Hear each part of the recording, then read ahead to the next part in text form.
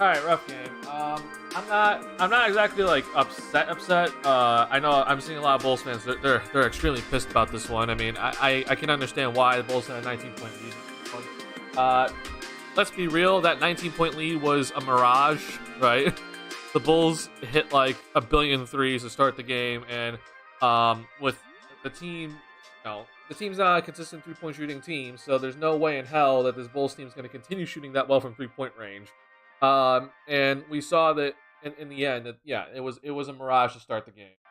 Clippers went on a humongous run in that second quarter to cut the lead from 19-4, and then we saw the Clippers unfortunately win. It was overall a close one though, and I'll give the Bulls a lot of credit for that. But it just shows you that there's a lot of holes on this roster that need to get fixed, and maybe it is up to the changing up the core a little bit, etc., etc. We'll talk trade. We'll talk about trade ideas later in this stream, but yeah, just a lot to kind of look at in this one.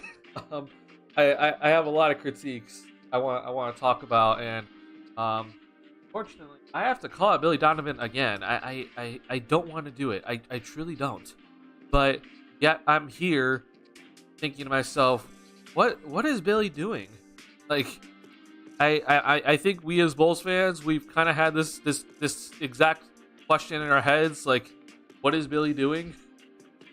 I don't know what he was doing for a good amount of this game. There's a lot of questions that I'm like, huh? Like, what? Do something. And he's just there. So I don't know. I have a lot I want to go through, honestly. I'm gonna bring my Twitter over here. And I want to pull up a tweet that was put up by Steph No here. And this last play, we're just gonna start with this tonight. I hope you guys don't mind it, but we're gonna start with the last play, and then I want to talk about the rest of the game. But I don't understand what's happening here. Okay. Oh my god, this is hell. Hold on. I'm gonna refresh this.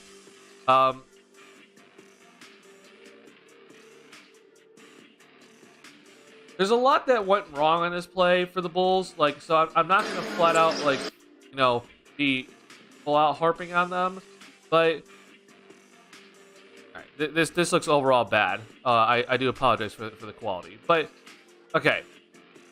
The play here, if you're not aware, this was the play. Okay, the play was to get Zach LaVine an elevator play up to the top of the key for a 3-point shot.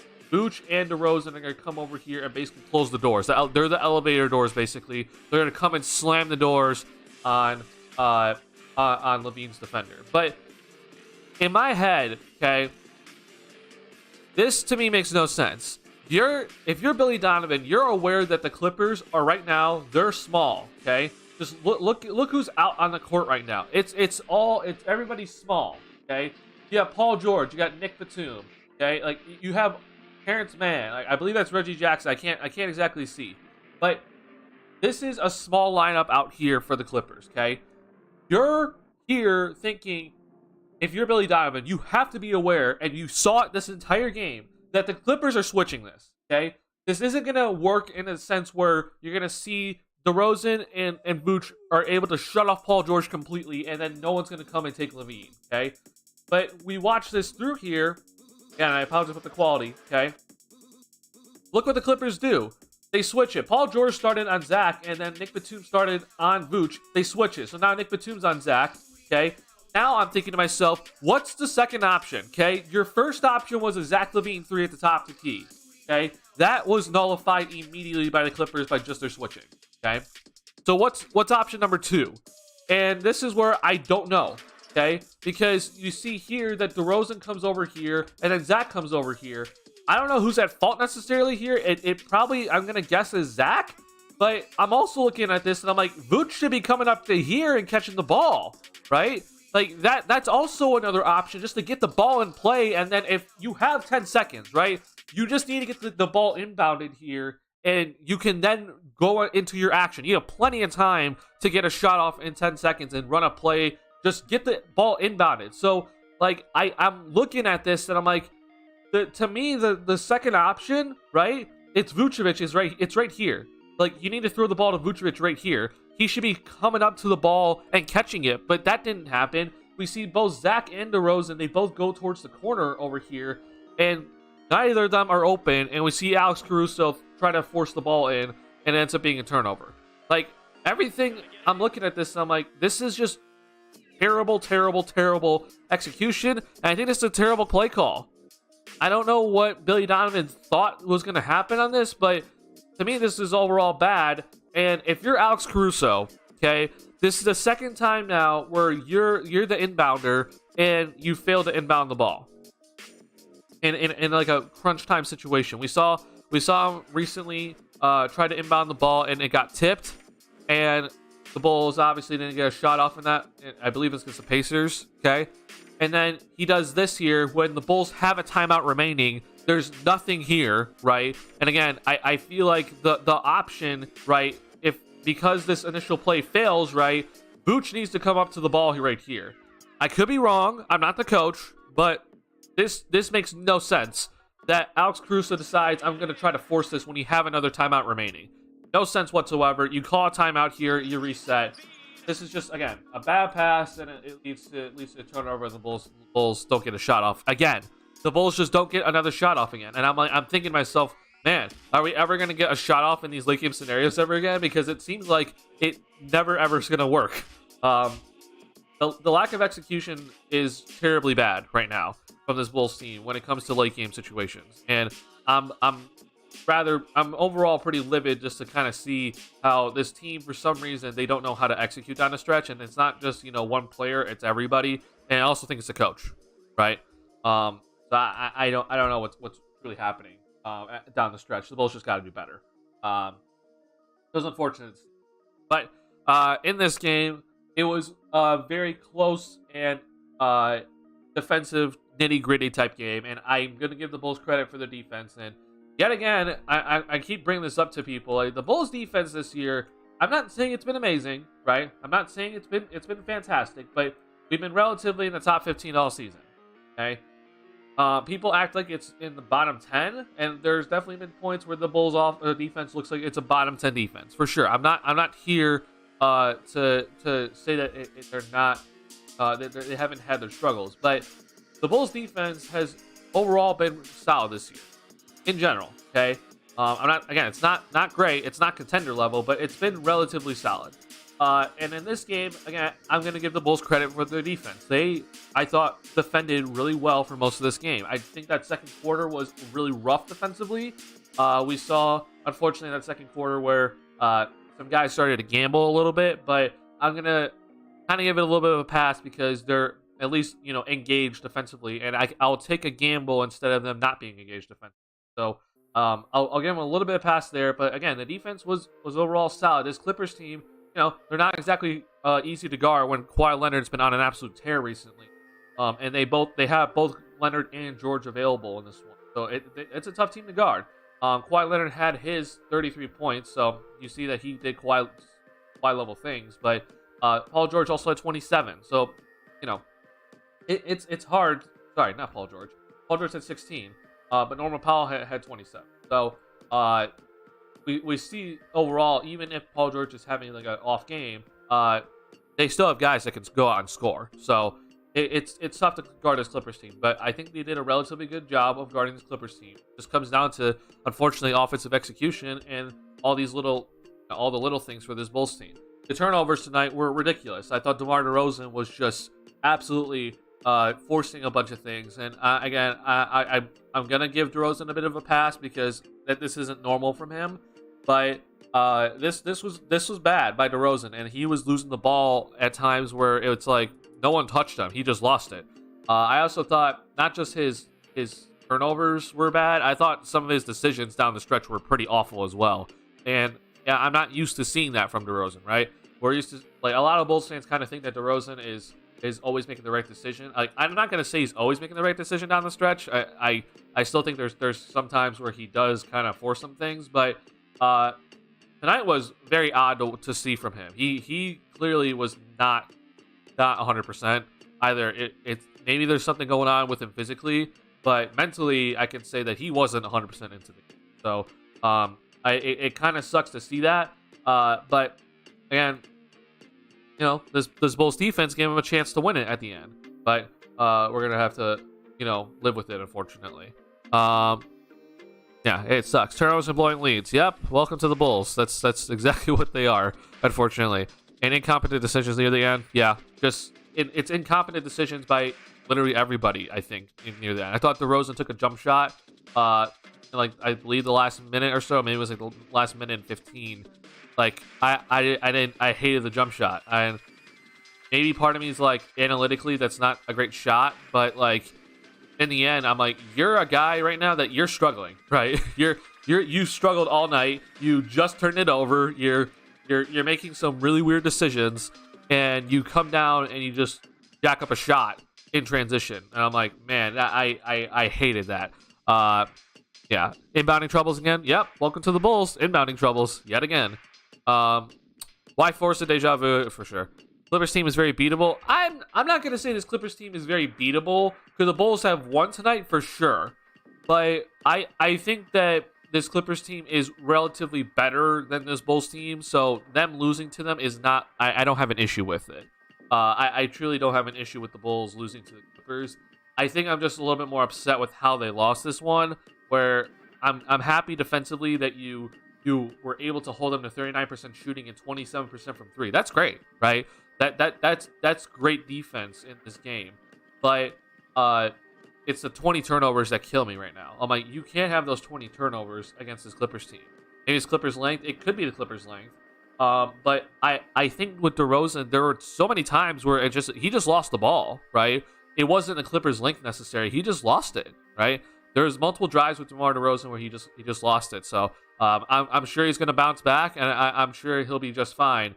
But this was one of those games where it's like, yikes, like this can't be happening at this moment, and it unfortunately happened.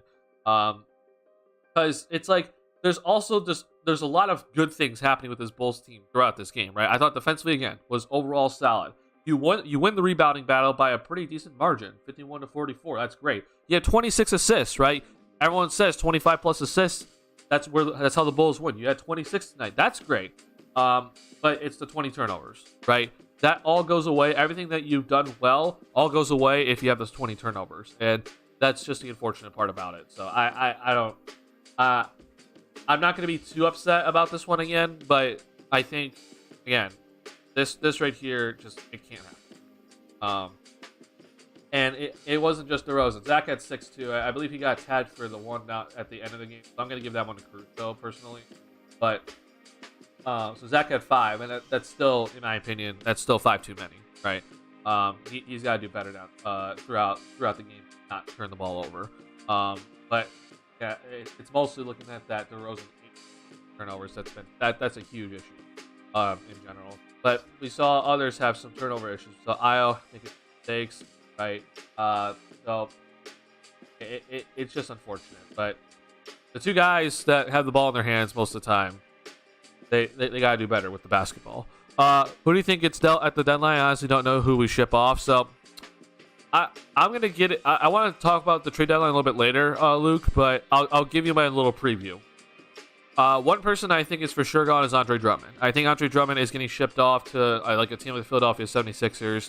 There's multiple teams that could use an Andre Drummond, and they're not bringing him in for any defensive value. It's just straight up they need size and rebounding down the stretch here for their season. So a team like the 76ers, they don't have a big man right now, a backup big man for Embiid. So Drummond and 76ers reunion I think is very possible.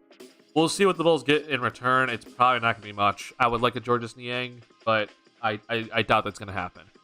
So it might be a Matisse Thybulle, unfortunately, and I don't want to see that. The other person right now that I think could honestly be moved here is Vooch. Casey Johnson has come out and said that on the Bulls pregame show and on the Bulls Talk podcast that he thinks it's very interesting that the Bulls and Vooch, they have not had contract negotiations at all, right? The Bulls and Vooch could agree to an extension from the start of this season and even the off season, right? And basically throughout this entire year, okay? And there hasn't been any talks about it. So I don't know what exactly the Bulls front office is thinking with Vooch, but what Casey Johnson did say is that they've made it clear that they're keeping their options open with Vucevic. So because they haven't went out and re-signed and gave him that extension, if they don't plan on bringing him back, which I don't know what their plans are, I think he's getting moved, and it's probably not gonna be for a lot because he's on an expiring deal. He's on a wrong side of 30, right? So you're not gonna get much in return, unfortunately, for him. But that's what I think is gonna happen. Okay, if we move Vooch and Drummond, that means we have Tony Bradley as a starting 5. That doesn't mean that Tony Bradley's starting. I think the Bulls go and they'll get another big man to start. Here's what I also say. Okay, I don't think if either one of Drummond or Vooch gets traded, I don't think the Bulls trade the other. Okay, so if let's say Vucevic gets traded, I think Drummond stays. If Drummond gets traded, I think Vooch is staying. It's just gonna be a matter of like which one it gets moved. I think that's kind of what we're gonna be looking at here moving forward. But I also think if let's say somehow both get moved for some reason, the Bulls aren't gonna start Tony Bradley. They're not gonna do that. I guarantee you that's not gonna happen. If you're worried about backup center, Derrick Jones. If let's say we trade both Vooch and Drummond, if you're worried about backup center, Derrick Jones Jr. has played that center position, the backup center position, for a decent amount of time now. So it hasn't been Drummond playing the backup center. So I feel like backup center wise, the Bulls will be fine if Derrick Jones Jr. is playing the backup center. That's fine. But yeah, if we're trading both Vooch and Drummond, then there has to be another starting center, and we'll figure that out.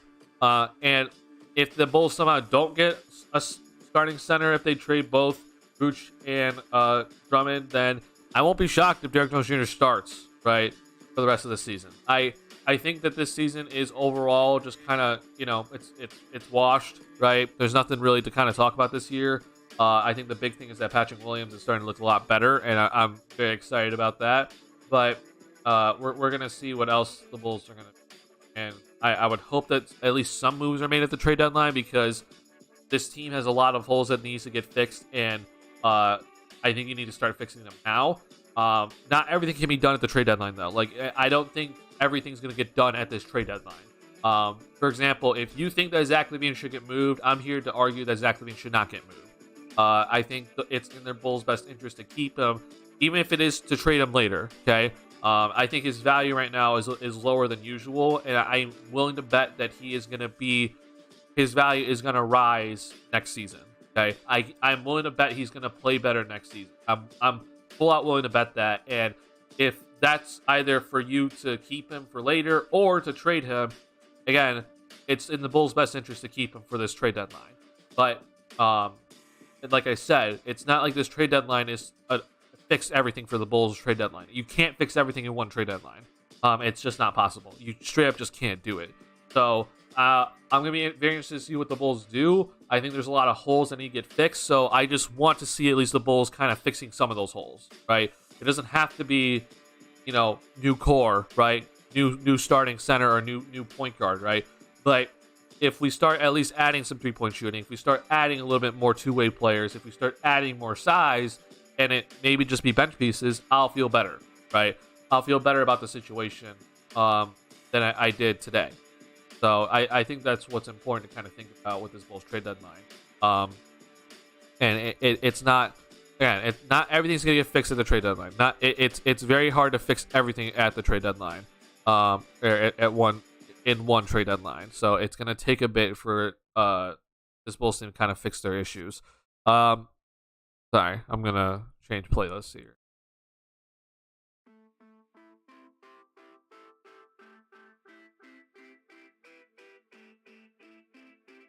Think that works? All right. Yeah, we're really gonna see what's gonna happen here. Why don't you like Thibault? He's a great defender. However, he sucks in offense, so he's probably just a bigger AC. So here's my issue, Cucklord. Okay, this Bulls team is already filled with one-dimensional players, right? Hence, Levine, DeRozan, Vucevic, they're offensive, and then you got the Alex Caruso's, the Ayo Dosunmu's, and the Javonte Greens, where they're all defensive players, right? This T. Stuyvesant just fits right in, right? And he legit does not bring anything to the equation, okay? He is not a three-point shooter. Yes, I'm aware of his good defensive ability, but if he can't bring that three-point shooting, there's no reason to bring him on this Bulls roster. The Bulls have defensive players, okay? So I don't think it's worth it. Now, if a Vooch for Matisse Thybulle trade ends up happening, like, I'm not gonna think it's the end-all be-all, but I just personally don't think he's going to be really helping out that much. And I need to see then some different moves being made by this Bulls team to kind of use Thybulle to his fullest extent. Like, I don't see how the Bulls would be able to use Thybulle right now, right? I just don't see it. So, we'll see.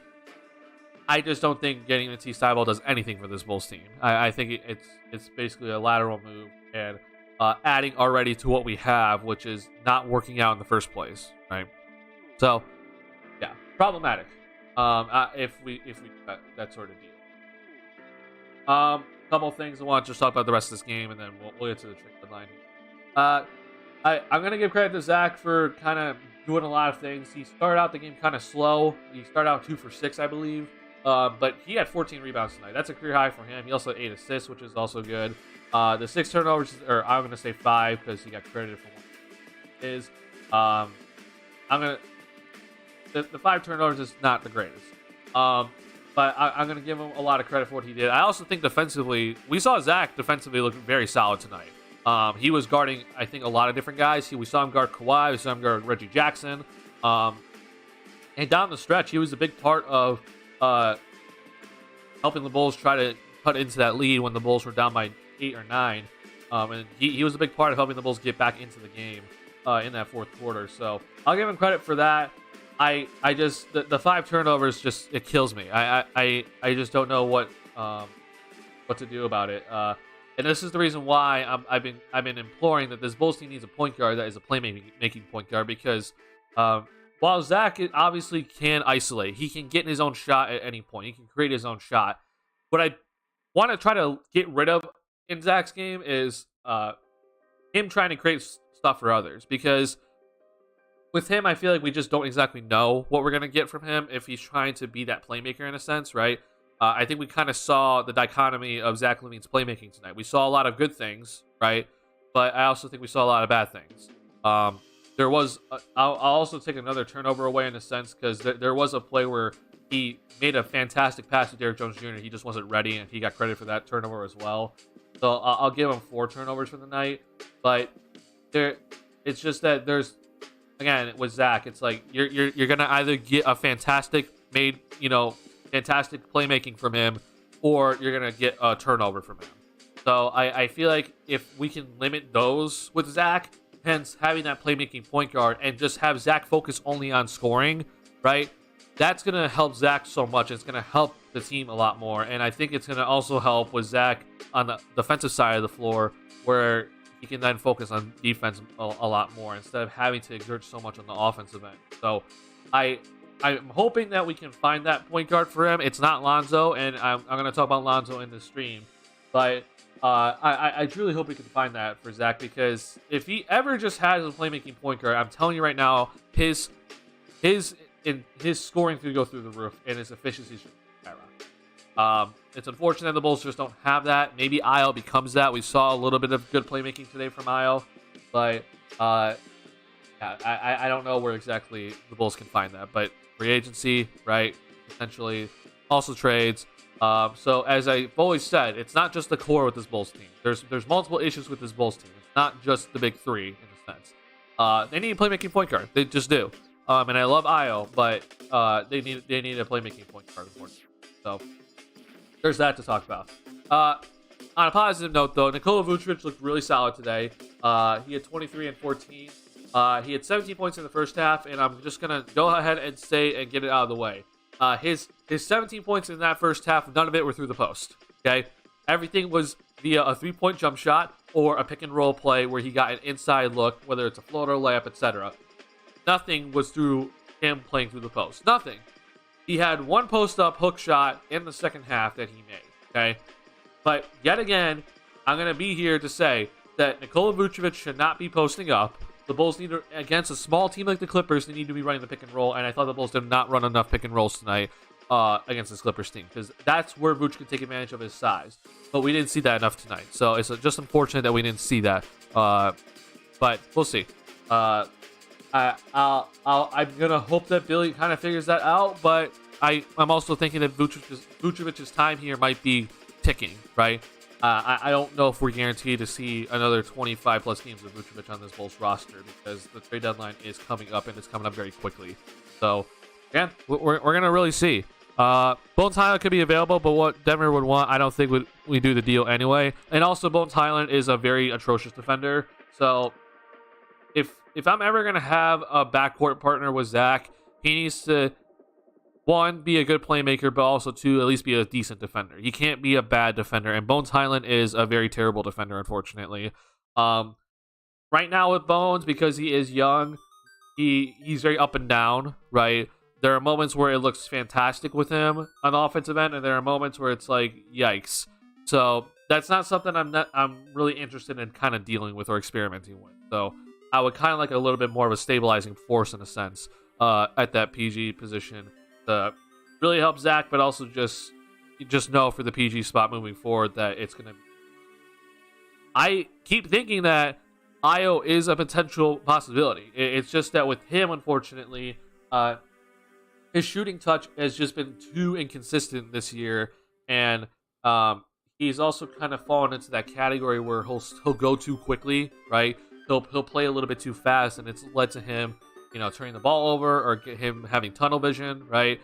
So there's just stuff for him to work on. I think Io has kind of overall he's had an underrated kind of year in a sense. Like I think a lot of Bulls fans kind of think that he's been like very, very bad, but like I do think that he's had like an underrated type year. He's averaging 9 points. His efficiency is overall solid. It's just that 3-point percent is not good right now. And unfortunately his assists have gone down this year, and he's starting. He's playing more minutes. So year 2 is not necessarily where I look at a player kind of developing and taking that next step. It's going to be year 3 where I'm going to see where Io can be. I've always said Io has that like Mike Conley type game in him, and Mike Conley, in his prime would be perfect for this Bulls team right now. But we're going to really see, though, in year 3 if Io can be that sort of PG that the Bulls need for it. And I think he has that, but it's up to him and his potential, which I don't know where exactly it stands right now. I thought after his rookie year, his potential was sky high. This year, it doesn't look very good, right? There's a lot kind of going on with him that it's a little bit concerning, where I kind of think that he might just be better as like a sixth man, But defensively, he's been very solid. I'm going to give him credit for that. And I still overall trust him with the ball. He's overall pretty trustworthy when it comes to his ball handling, his ball security. But his shooting, unfortunately, has been rough. Right, his shooting has been too inconsistent for me to say like, yeah, you're the starting point guard from here on out. So I hope if he ever can just shoot 35% from 3 and play starter minutes, we're looking good, because then that points per game average is going to go up, and it's just going to open up everything else for him. So he's going to be effectively running the pick and roll instead of everyone going under the screen when he runs. So yeah, we're going to see moving forward if the Bulls need a point guard. They need a point guard right now, but moving forward, maybe in the future they don't, if Io can develop into it. And then lastly, I want to talk about Patrick Williams. This was good to see. I'm still upset he only took 8 shots. Okay, I thought he also passed up a few opportunities where I'm like, you got to shoot that basketball. But we saw a lot of good things tonight from P. Will, and this is what I want to see moving forward from P. Will is he has to continue to be aggressive everywhere, right? I was incredibly impressed with one play where he got the ball, he drove it, and he did a left-handed skip pass to the corner for Io, and Io knocked down a corner 3. That was awesome, right? That to me showed that this dude has all-star potential, that he did that with his left hand and was able to have that court vision to see Io DeSumo in the corner as he collapsed the defense. That was fantastic. And then obviously the big talk of tonight was the dunk, where he he had Vincent Zubac running at him. He pump faked, drove it hard, and he took that one extra dribble that he needs to continue to take that allowed him to rise up and just dunk over the Clippers. Because what's happened a lot with P. Will is that he's hesitant to take that one extra dribble, and then he'll stop short before he can get to the basket. Then he gets caught in no man's land. It all falls apart. If he just had the confidence every single time when he drove to take that one extra dribble, he's going to get to the bucket easily.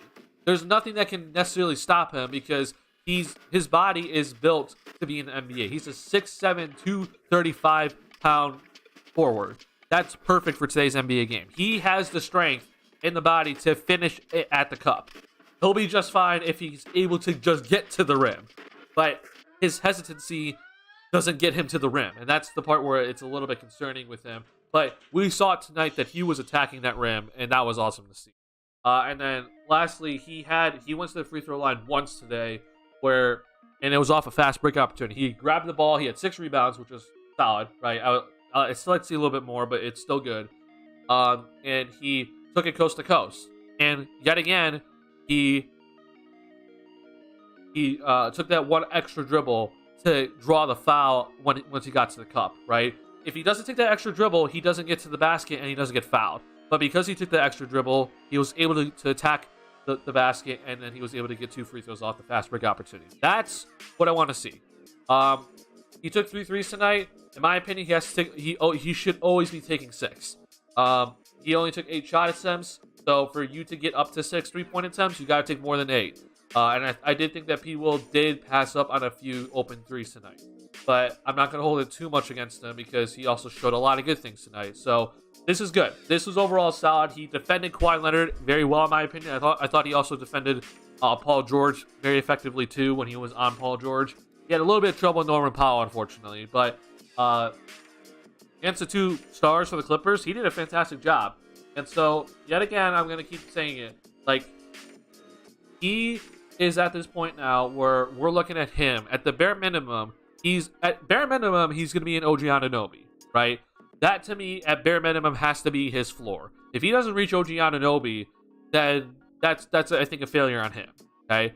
But we're seeing right now that, at the very least, he can be an OG Anunoby in this league. And OG Anunoby is extremely valuable to a lot of teams, right?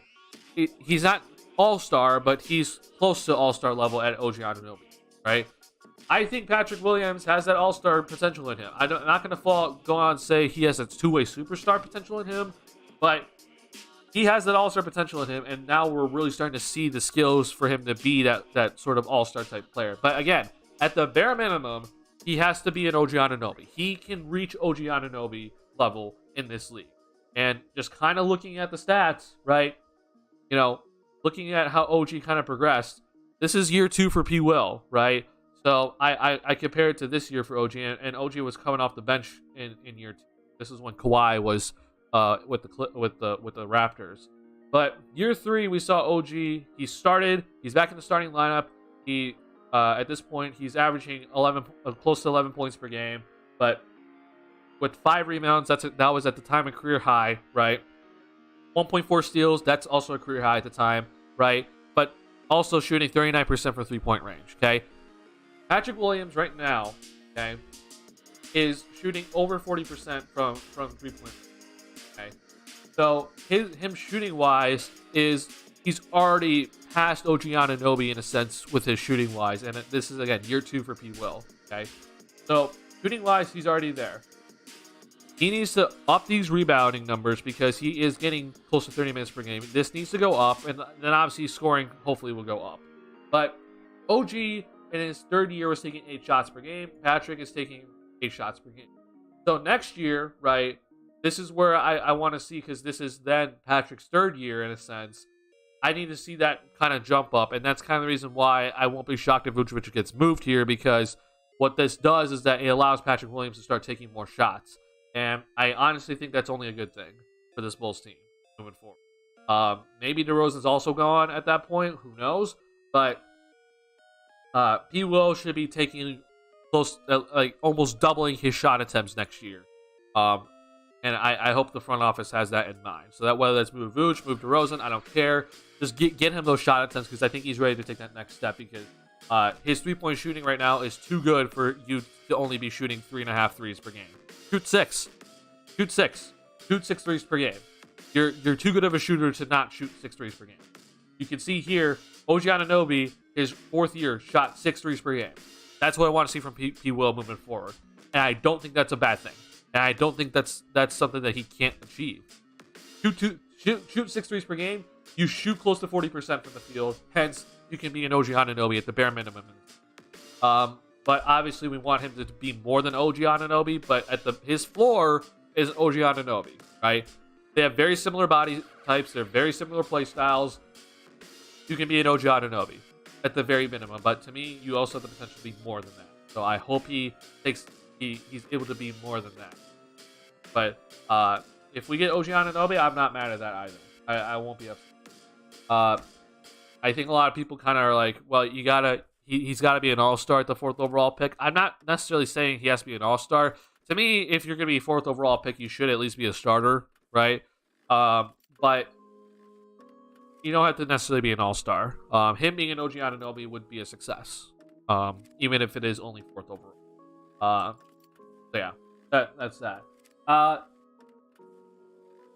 Interesting enough, I'm going to say this about last thing about the game here. Billy Donovan made some really weird decisions in this one. Goran Dragic did not check in until the 9-minute mark of the 2nd quarter in this game, which that's not normal. We usually see Dragic in the 1st quarter. And we saw Dragic only get 6 minutes today, and I believe it was all in the 1st half. I know Dragic is recovering from illness, so maybe he needs a little bit of time to kind of get recovered. But in my opinion, that's like for the 2nd unit specifically, Dragic needs to be out there. Okay, I think that he is that extra initiator on the offensive end that the Bulls desperately need. He is, in a sense, the point guard the Bulls need. He's not starting because his defense, unfortunately, is not good enough, right? So him in the starting lineup isn't going to help the Bulls.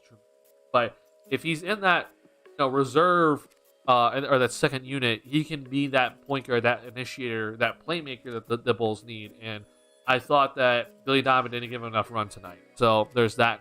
That I'm like, I don't know what you're doing, Billy. I also thought that Billy, for some reason, when Vincent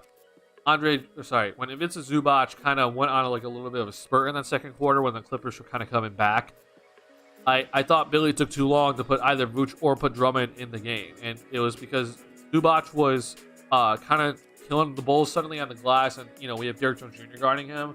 Like, I understand overall, like, you can run that small lineup against Zubac, but he was starting to get to the point where he was licking his chops and was scoring, right? Like, I can live with not rebounding the ball in a sense, but if he's scoring, that's an issue.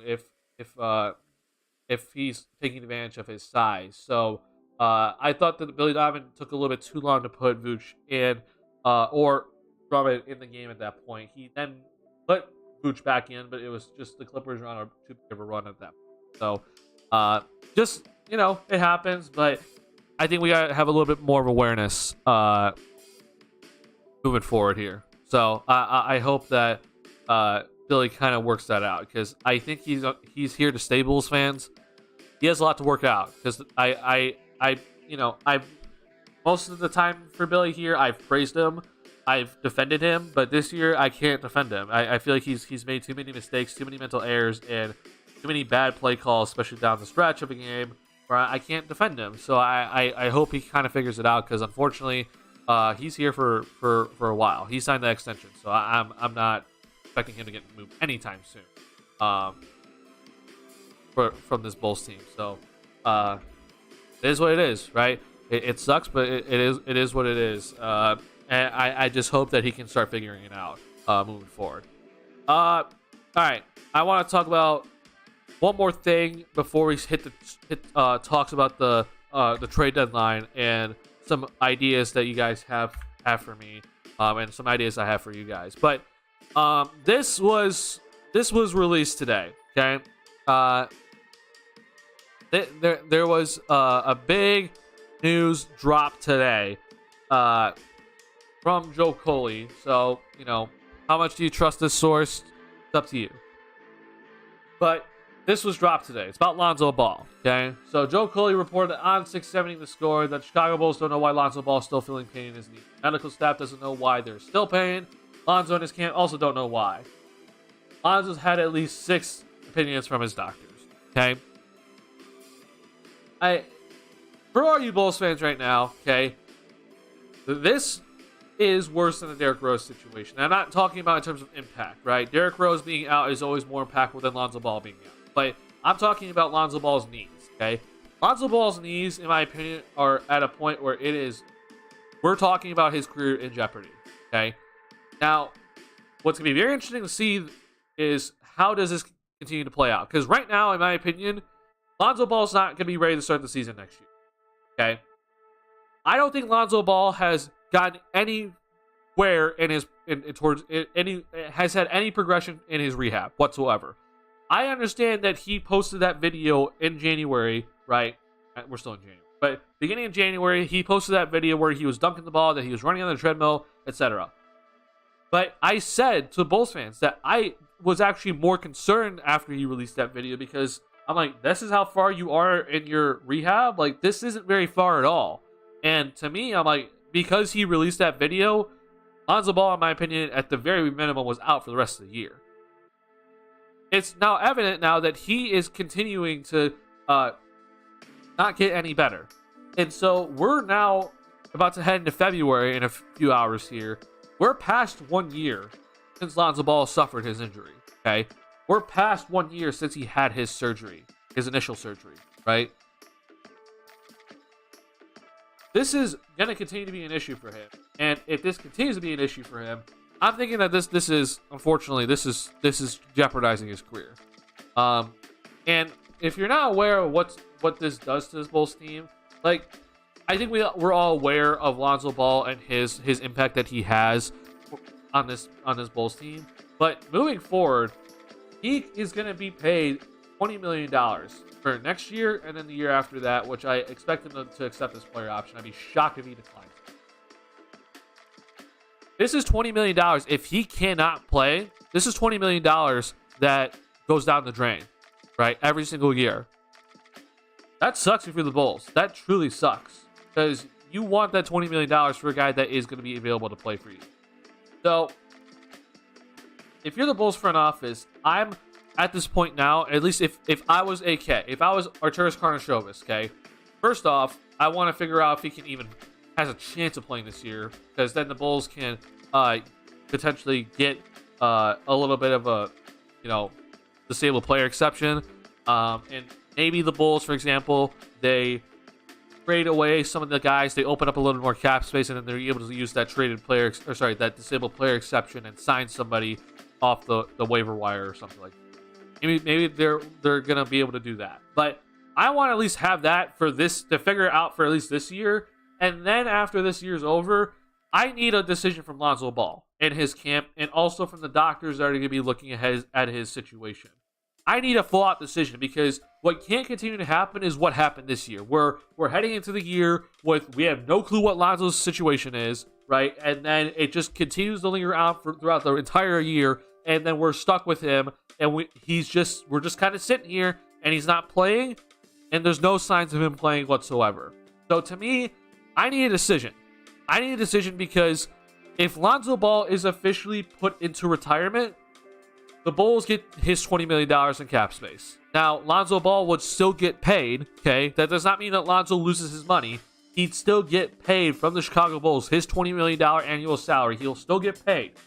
But that still opens up $20 million for the Bulls to go out and spend, okay? And for a team, whether you're rebuilding or whether you're looking to retool, if you're rebuilding, you want that $20 million to take on a contract from another team that's a bad contract, and you get a pick attached to that contract, right? You want that $20 million so you can get an extra draft pick. If you're retooling, you want the $20 million to be able to go out and sign more free agents or make more trades, right? Either way, you want that $20 million, okay? Again, whether you're rebuilding, whether you're retooling, you want the $20 million. So this Bulls team, in my opinion, needs to force Lonzo to make a decision, okay? Are you truly able to come back here? And the doctors say that you have a legitimate chance of coming back in your career. Or is it really looking that bad? And if it's looking that bad, I need to know now. I can't wait around for you and hope that you're going to be able to figure it out. Okay? I need to know from the doctors. I need to know from his camp the truth. I need to know everything. Because right now, it seems like what's happening right now is Lonzo's camp, if you do not know, Lonzo's camp is going to do everything in their willpower to try to keep him alive, keep his career alive, right? He is at no point, his camp is going to be like, yeah, he's done, okay? Lonzo Ball wants to get paid after his contract is up with the Bulls, right? And whether it's the Bulls re-signing him or him going to another team, he has to obviously be in the NBA to get paid. So he's not, in his mind, he's not looking to retire. And I also think that he loves the game of basketball too. I truly think that. And so if he is forced to retire, that would obviously suck for him. But if you're the Bulls, right, like, this is the NBA world. Like, there's a lot of unfairness in the NBA world in general. And to me, this is one of those points where you have to be unfair. Lonzo Ball, I need a decision from you, and I need a decision from the doctors in your camp. Do you actually think you're gonna be able to revive your career here and actually be able to play again, or is the percentages really low? Because if it's really, really low, not only do I think it's hurting the Bulls now, I think Lonzo's long-term health is then starting to become a consideration, right? Because if this is giving him issues right now at age 25, I can't imagine how many issues he's gonna have when he's age 40. Like, his long-term health here, like, ethically, we have to start thinking about that as well. His long-term health here could be in jeopardy. And I don't want that to happen to him. If his long-term health is in jeopardy because he's trying to come back, he needs to retire now. It sucks, but it's the truth. So I think that there has to be a decision made soon here. It doesn't have to be now, right? It can be later. And I won't be upset if it's later and it's later in the off season, but a decision has to be made. It just straight up has to be made, and I'm gonna be interested to see what that decision is gonna be. What's up? Any thoughts on Dalen Terry? It didn't make sense that we passed on Jaden Hardy and Malachi Branham, which are both offensive players that could have impacted our current squad. So I'm not sure if you still hear Skokes, but in my opinion, you never draft based off of need. Okay, this team obviously needs 3-point shooting, but I'm not going to go into the draft thinking I'm going to draft a 3-point shooter. You always draft based off potential and best player available. And in my opinion, Dalen Terry has some seriously good potential. And I'm very excited to see his career develop. But in the end, again, you never, ever draft based off of need. I think a lot of Bulls fans are pissed off that we didn't draft Walker Kessler. I'm willing to bet that Dalen Terry has higher potential than Walker Kessler. I'm aware that Walker Kessler has had a very fine rookie season, but in my opinion, I'm picking Dalen Terry. If you want a big reason why you always draft based off potential, ask the Portland Trailblazers back in 1984 what happened, right? They have Clyde Drexler. They have a shooting guard, right? They have a shooting guard. They have Clyde Drexler. He's an all-star. Why do we need Michael Jordan? Why would we ever draft Michael Jordan, right? Why would we ever think of such a thing to do? We'll draft Sam Bowie instead, a big man, because we need a big man. Look how that turned out for them. Not too good, right? And I'm not saying, it's like, I think, if you're gonna come at me and be like, well, that's Michael Jordan, it's a different scenario. No, it's not. You always draft based off of potential, no matter where you draft. You never, ever draft based off need just because you're late in the first round or early in the second round. Okay. I would assume, in my opinion, when he was drafted, he was the best player available, and I'm totally fine with that. And obviously, it worked out well for the Bulls. And the Bulls, again, they had a guard-heavy roster, but he still found a way to get into the rotation. And thank God we picked him because Lonzo Ball is not healthy. So I'm very happy with the Dalen Terry pick. I think it's too early to be criticizing Arturas Karnisovas for that pick. I'm very much like I'm fine criticizing AK for his picks, but let's at least wait 5 years to criticize them. I think we're kind of criticizing him too early. I'm aware that Dalen Terry has not played a lot, and it's very shocking that he has not gotten that much burn. I think he should play more, especially when the Bulls had to deal with some injuries. But Billy Donovan has not played him. But I like that he went down to the G League. I like that he's is able to really work on his game down in the G League, and it looks like, according to him, he's added 15 pounds already this season. I don't know how legit that is, but if that's the case, that's huge. And in my opinion, he should have a big role next season. If DeRozan's still here, he's not starting, but he should, at the very minimum, be having a bench role with this team. I expect for him to have a bigger role in general. So I'm not upset about the Dalen Terry situation at all. I like Jaden Hardy, I'll say that, but I'm not picking him over Dalen Terry. And Malachi Branham is, a guy I'm not too high on either. So Dalen Terry, in my opinion, is perfect for today's NBA game.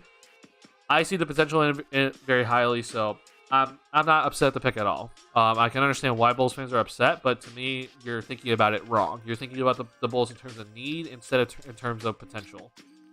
Patrick Williams, for example, you draft him because of potential, right?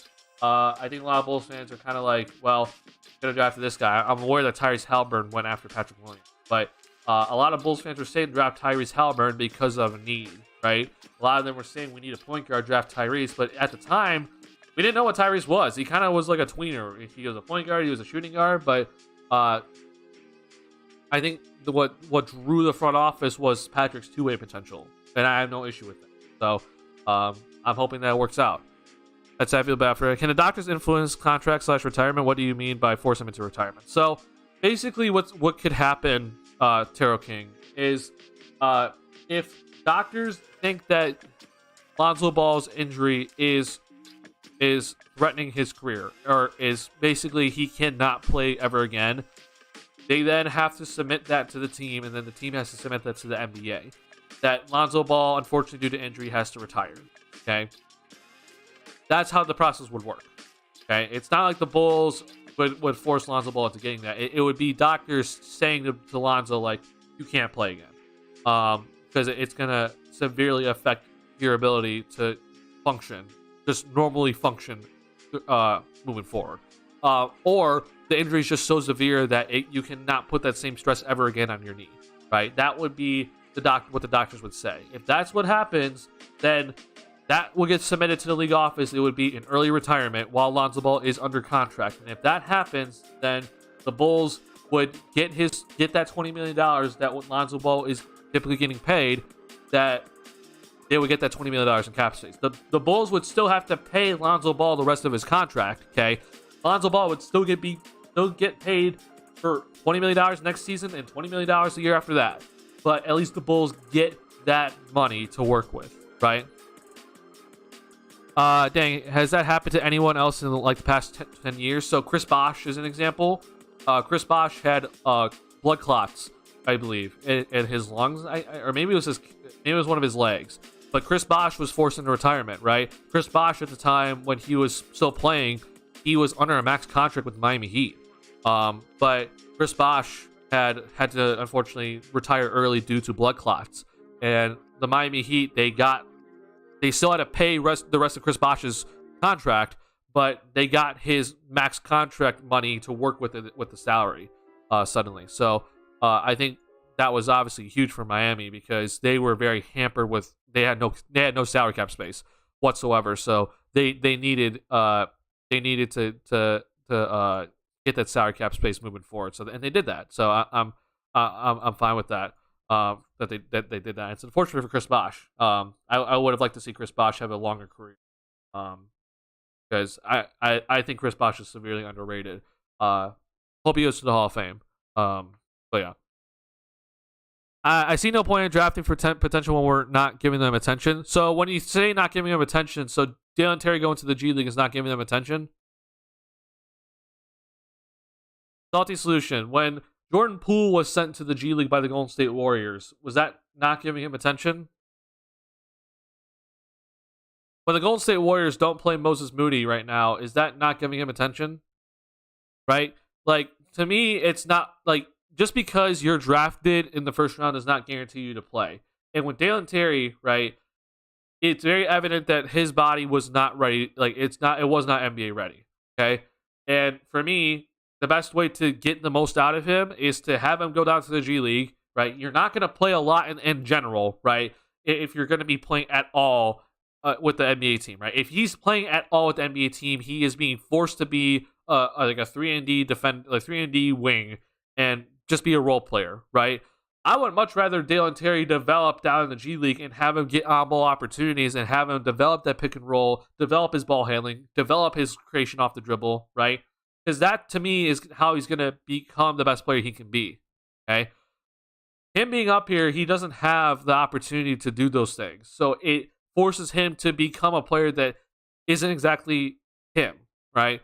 He's not necessarily a 3-and-D type player, but he would have to be that up here, and that puts a cap on his ceiling, right? We don't want to do that.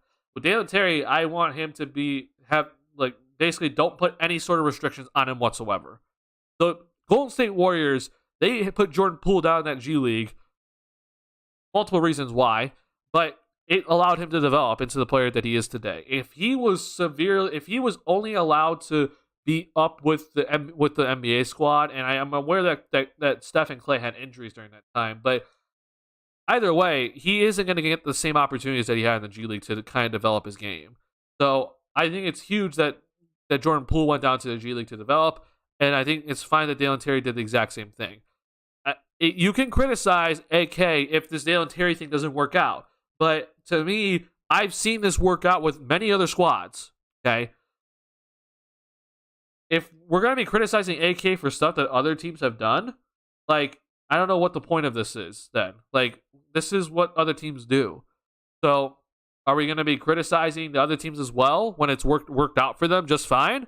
Or are we just going to only criticize AK just because it's AK and it's the Bulls and we just want to criticize them? The Golden State Warriors have done this, okay? They've done this with Jordan Poole. They've done this with other people, okay? The San Antonio Spurs with Danny Green, right? Like, Danny Green wasn't really a guy that was getting played a lot, and Danny Green ended up being a big part of their championship run in 2014. He was down in the G League, right? There are guys that they go down to the G League, they work on their game, and it ends up paying out. It works. So I'm fine with this, personally. I do think that Dalen Terry should have a role next year with the team, for sure, on the NBA team, but this year, he plays the same position as Zach LaVine, as DeMar DeRozan, as Patrick Williams, as Javonte Green, as Derrick Jones Jr., as Alex Caruso. He plays the same position. He's not going to get minutes. So why try to keep him only up here and give him very few spot minutes when there's just no opportunity for him, right? There's no reason to do such a thing. It only is going to hurt him. I do think that when we saw DeRozan go out, when we saw other people get injured, when we saw Dragic have an illness, when we saw Alex Caruso have injuries, and Javonte's out right now, I do think that the Bulls could have played him for sure. That's where I'm a little bit upset with the whole thing, but I'm not going to complain about it too much because the process of it all, to me, it's right with him going down to the G League. I think that's correct. So I'm not freaking out too much about Dalen Terry. Again, we can criticize this 5 years from now, but I'm not going to criticize this until I see how this plays out, because if Dalen Terry turns into an all-star, I don't want to hear any of you complaining. Not a single one of you complaining, because he can legitimately turn into that player. I truly think he has that potential in him. We're just going to have to see if he can actually reach it, because there are some things he still needs to work on if he's going to become close to even a starting caliber player, right? He needs to work on a lot of stuff for him to become a starting caliber player in this league. But he's obviously young. His body is not fully developed yet. He is not mentally, developed yet, right? So there's a lot of time for him to become that.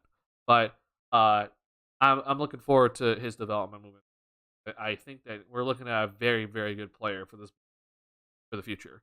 And I'm very excited about Dalen Terry because I think he has that chip on his shoulder that's gonna keep pushing him to keep getting better. Moving forward. All right, so Lonzo, and here's the other thing: maybe Dalen Terry is that point guard of the future for this Bulls team. I've never looked at Dalen Terry as a point guard. I do think that he is more of a wing. Okay, the reason why I say that is because we saw in the summer league, right? He was on ball in that first game in the summer league, and he kind of struggled, a lot of turnovers, right? It is summer league though, but then we saw him off ball in the other games, and he just looked a lot better, looked a lot more comfortable. What I think intrigues me about Dalen Terry is that if he gets that ball, let's say good defensive possession, he gets that defensive rebound, him in open court is going to look fantastic, right? He has that ability to just go ahead and run it down the court and make the right play, whether it's him attacking the basket or him passing out to one of his teammates. He's going to make that right play. He can do that from the wing, though, right? We say with Patrick Williams, and he plays power forward, that take the ball off the glass, go. Dalen Terry does not need to play point guard for him to do that, okay? But a lot of people have told me how much of his point guard skills, that they've seen at Arizona. I did not watch him in Arizona. I've looked at his highlights at Arizona, and I'm aware of his court vision. But just as I say with Lonzo Ball, I'm going to say with Dalen Terry, at least for me, for now. This could change. But to me, with Lonzo, the issue has always been that Lonzo has great court vision. He has very high passing IQ, and he sees the plays before it all happens. But the thing with Lonzo is that he can't bend a defense, okay? Lonzo Ball in that pick and roll is not going to draw multiple defenders and open up his teammates from his own creation, right? He doesn't have that sort of gravity when he dribbles the ball, right? Dalen Terry, in my opinion, unfortunately, is kind of also in that category where if he tries to play make, right, he doesn't have that same gravity to open up guys, open up shots for others or create shots for others. So to me, that's the thing with Dalen Terry is like I don't necessarily have him as a PG because of that limitation, but he can work on that, and that could completely change. Okay, if he works on that and he becomes a pick and roll threat, he can easily play point guard in this league, and I have no doubt about it.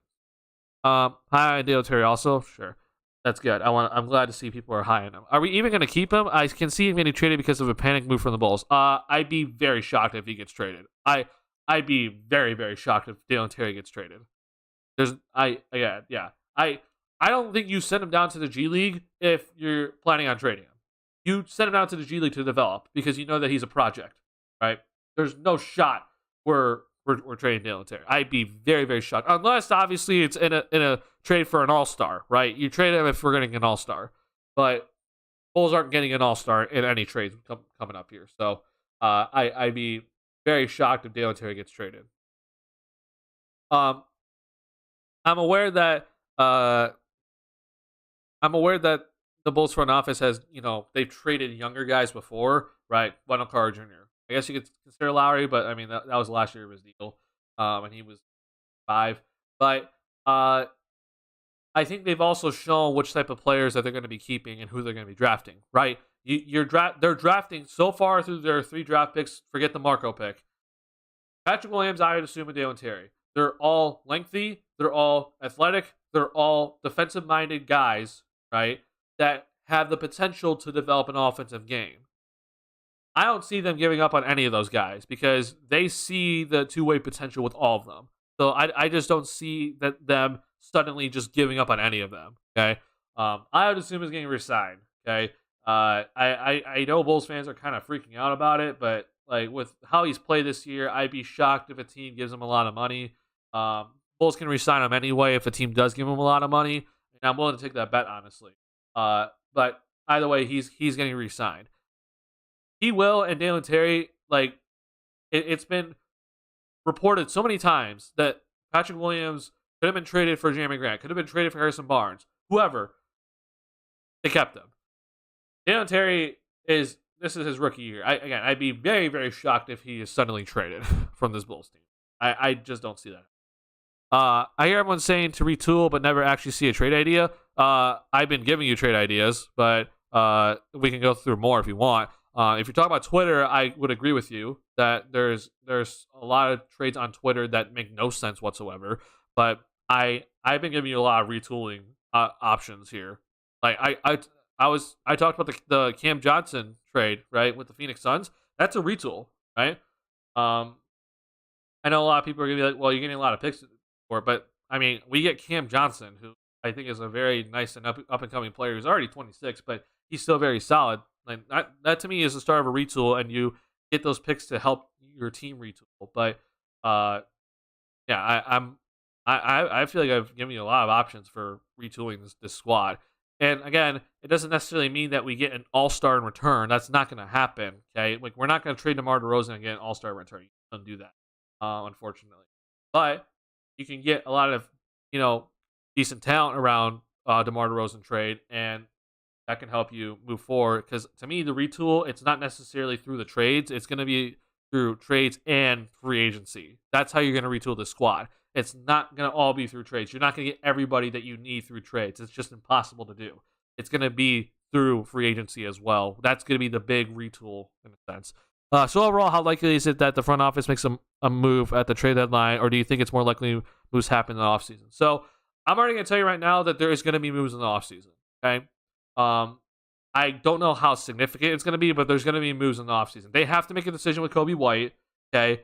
Whether he gets traded now or later. Like, I don't think Kobe's getting traded right now, so they have to make a decision with him. I would assume that's going to resign, so they have to make a decision with him. If they keep Vucevic past the trade deadline, they have to make a decision with him in the offseason. In my opinion, what's going to be very interesting to see is this.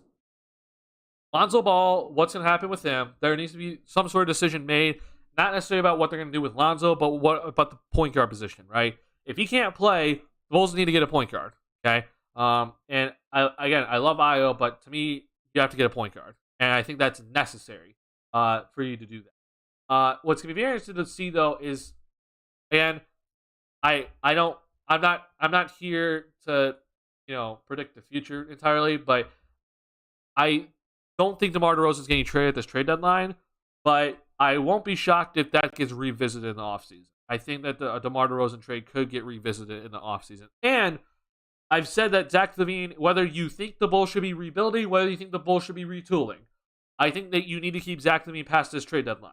Okay?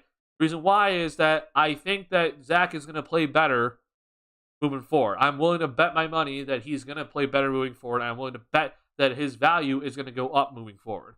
So keeping him past this trade deadline, whether you're planning on trading him or planning on keeping him, is the right decision. So whether he plays better at the end of this season and then you trade him in the offseason, that's a possibility, right? But at the end of the day, you're keeping him at this trade deadline because the value for him is not that high right now. So keep him right now at this trade deadline, and then potentially he gets moved in the offseason if the Bulls decide to go the rebuilding route. We'll see, though. Again, we're going to really see if the Bulls front office decides to do that. I'm not exactly sure what they're going to be doing. But, again, I do think that there's going to be moves in this offseason because, as you can see right here, this is the team, right? They only have 9 guys, okay? It's not like last offseason where basically the Bulls came into the offseason with 12 guys on their roster already. So the Bulls are going to be forced to make moves, okay? Whether that is to re-sign guys or to trade guys or to sign new guys, they have to make moves. They're going to be forced to make moves because 9 players is obviously not enough. So and obviously Lonzo Ball's not here, so you're down to 8. So I think you're going to see a decent amount of movement at the bare minimum in the offseason. That could involve a sign and trade with Kobe White. That could involve sign and trade with Nikola Vucevic, or it could involve a DeMar DeRozan deal, right? I'm not exactly sure, but to me, you're gonna see these trades happen, or at least moves happen, in the offseason. And to me, the offseason is where a lot of the problems are gonna get fixed. Not everything's gonna get fixed, but a lot of the problems will get fixed, in my opinion, in the offseason. Again, whether you think the Bulls should be rebuilding or retooling, this Bulls team needs a point guard. Okay, Lonzo Ball is not here right now. They need a point guard, right? So again, whether they're retooling, they're rebuilding. You need a point guard. Bulls got to get a point guard in this offseason, in my opinion. So, and again, I like IL, but get it. Yeah, I truly think that we're going to see a lot of things going on this offseason. But who knows, man? There is that possibility where the Bulls re-sign Vucevic, they re-sign Kobe White, they bring back Io, and it's a run it back, right? I'd be very shocked if that happens, personally, but we'll see. I'm gonna say that's not gonna happen. There's a lot of things coming in the offseason. I think it's more likely we have a quiet trade deadline and nothing happens there. So, in my opinion, I'm gonna agree with you that I think a quiet trade deadline is on the horizon. But like, I can see us making a minor move, right? Trading Andre Drummond, right? For who knows what. Hopefully, it helps. Okay. The other person again that I keep kind of looking at is like, is a team actually willing to give up 2 first-round picks for Alex Caruso? Because if they are, then I'm trading Alex Caruso. But if they aren't, then he's here to stay. That's fine. But I mean, it's Drummond is most likely. After that, it's Vooch if Drummond doesn't get moved. Number 3 would be Alex Caruso because of how many teams want him, and then number 4 would be Kobe, because this Bulls front office has reported that DeRozan, Levine, they're here to stay. Patrick Williams has just not been in trade talks, so I just don't expect them to move on from it. I think it would be a very bad decision for them to suddenly just move on from P. Will. So I just don't see that happening. And the only reason why I put in Kobe is because of his contract situation coming up here. That's that. Other guys, right? Goran Dragic, right? I don't really see a team, getting him unless it's a package deal. I'll bring up that DeMar DeRozan trade that I pulled up in last stream to show you guys that I think is honestly a pretty decent move, right? But I don't really see Dragic, being thrown into a trade. Neither do I see Javante. I know Ayo Dosunmu has drawn interest, but I don't see him getting moved. His potential to me is too much for the Bulls just to suddenly move him. So I just don't see any of these other guys really at this trade deadline, right? That's different in the offseason, right? I think Dragic is gone in the offseason. I think Tony Bradley's gone. I think Javante Green could be gone. I think Derrick Jones Jr. could get traded in the offseason. There's a lot of movement that can happen in the offseason, but trade deadline, I just don't see it happening, personally. And I think that's fine. Because, again, you can't address everything at the trade deadline. It's a little bit hard to address everything at the trade deadline, unfortunately. Sorry, I'm trying to pull up this. I have to.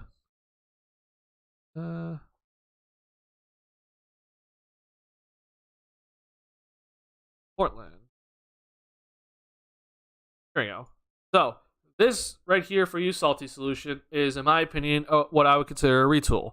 In the spirit of the Bulls celebrating Asian culture tonight, let's pick up Yuta Watanabe in the offseason. Hey, okay, before I get to the DeRozan trade stuff, I would love if the Bulls picked up Yuta Watanabe, okay?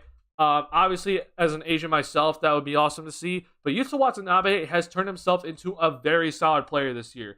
He is averaging, his 3-point percentage this year is 49%. He has become one of the best catch-and-shoot shooters in the league today. He is a phenomenal shooter. And I feel like he still doesn't shoot enough as a guy that's shooting close to 50% from 3. But he's kind of figured out a role with the Brooklyn Nets. He's on a minimum contract, and I don't expect the Brooklyn Nets to pay him. So yeah, you can see here he's basically on a minimum. He's on a minimum basically. Trust me. Here it is. So I personally would love Yuta Watanabe on this Bulls team. He is like the designated shooter on that Brooklyn Nets team. And I expect him to get paid, right? If the Bulls have their mid-level exception available to them, which I say if because they might have to use it on Ayo Dosunmu, but if it is available to them, I want Yuta Watanabe, for sure. Nets don't have his bird rights, if that means anything. I'm not too familiar with the bird rights. So yeah, you're correct. The Nets don't have his bird rights. So it's very difficult for the Brooklyn Nets to re-sign Yuta Watanabe. He's on a 1-year contract, right? So it's even more difficult. And add on top of that, it's a minimum level contract. So the most the Brooklyn Nets can offer Yuta Watanabe is very small. They'd have to eat into their mid-level exception, which is not something they're going to do. So as you can see here, he's down here. Okay, so the Brooklyn Nets, they don't have his bird rights, so they can't just re-sign him over the cap easily. So the only way the Brooklyn Nets can re-sign him is if they re-sign him to the minimum level contract, or the other thing that they could do. Excuse me. Show it. They don't show it here, but they have their mid-level exception. But because I expect them to be to the tax, their mid-level exception is going to be basically only $6-ish million. Okay, it's around there, $6 to $7 million. The non-taxpayer mid-level exception is $11 million. So because the Brooklyn Nets are going to be in the tax, they only have like about $6 million, $7 million to work with, and I'm sure they're going to want to spend it on someone a little bit more impactful than just Yuta Watanabe. So if you're the Bulls, you have the full mid-level exception to work with if you don't have to use it to re-sign Ayo Dosunmu. And you can go ahead and spend, in my opinion, $6 million, right, to sign Yuta Watanabe to a deal. Brooklyn won't do it because that's their entire mid-level exception. But for the Bulls, you still have some mid-level exception left over if they do such a thing, right? So the Brooklyn Nets, this is basically like this is it for them. They're not going to be able to re-sign Yuta Watanabe again unless he resigns to a minimum level contract or close to minimum level contract uh, in the offseason, which I just don't see that happening because he's a guy that was in the G League multiple times. He's a guy that has been cut multiple times. He wants his payday, and this is by far the best season of his career. Best season of his career. So he's gonna want his money, and Brooklyn Nets just don't have the money, unfortunately, for it. So, yeah. But yeah, you're entirely correct though, Taro, that because Brooklyn Nets don't have his bird rights, it is very difficult for them to resign him. But we'll see what they do. There are ways. I'll say that. Like, so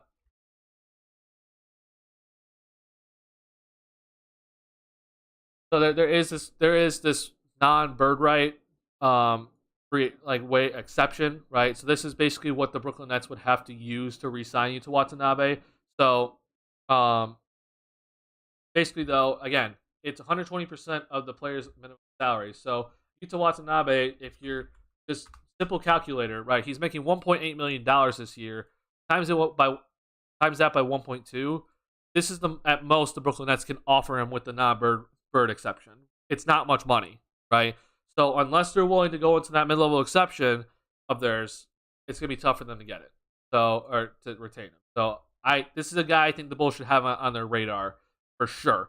But we'll see if he actually wants to come to Chicago or not. He is an unrestricted free agent, by the way. So he has all the opportunity of he gets to decide where he wants to go. All right, here we go. So, Salty Solution, you asked for a retool trade.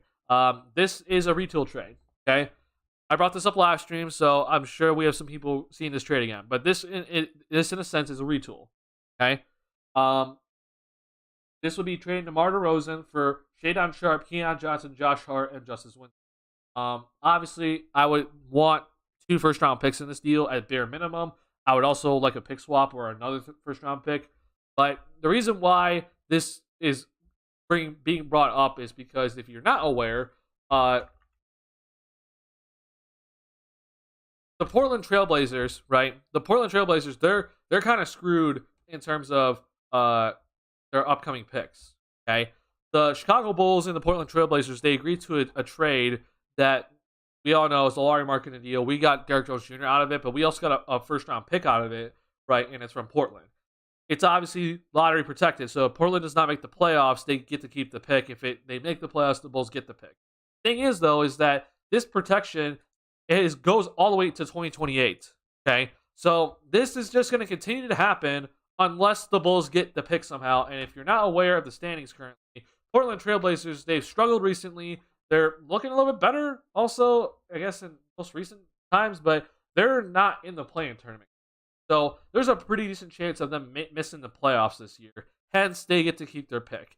But the thing is, though, is that Portland, they cannot trade any more of their picks right now because of this deal. They basically hampered themselves and said, yeah, we're not trading any more picks until we get rid of, we at least give Chicago our pick, or we never ever give them a pick, and then we give them a second round pick in 2028. Okay. They cannot trade any of their picks right now, as we currently speak. Okay, and it's because of this. The reason why they can't trade it is because, let's say they trade their 2024 pick. Well, let's say they get to keep their pick this year, but then next year they make the playoffs, but they trade that pick away. But guess what? The Bulls are supposed to get that pick, right? The Bulls are supposed to be able to get that pick because they made the playoffs that year.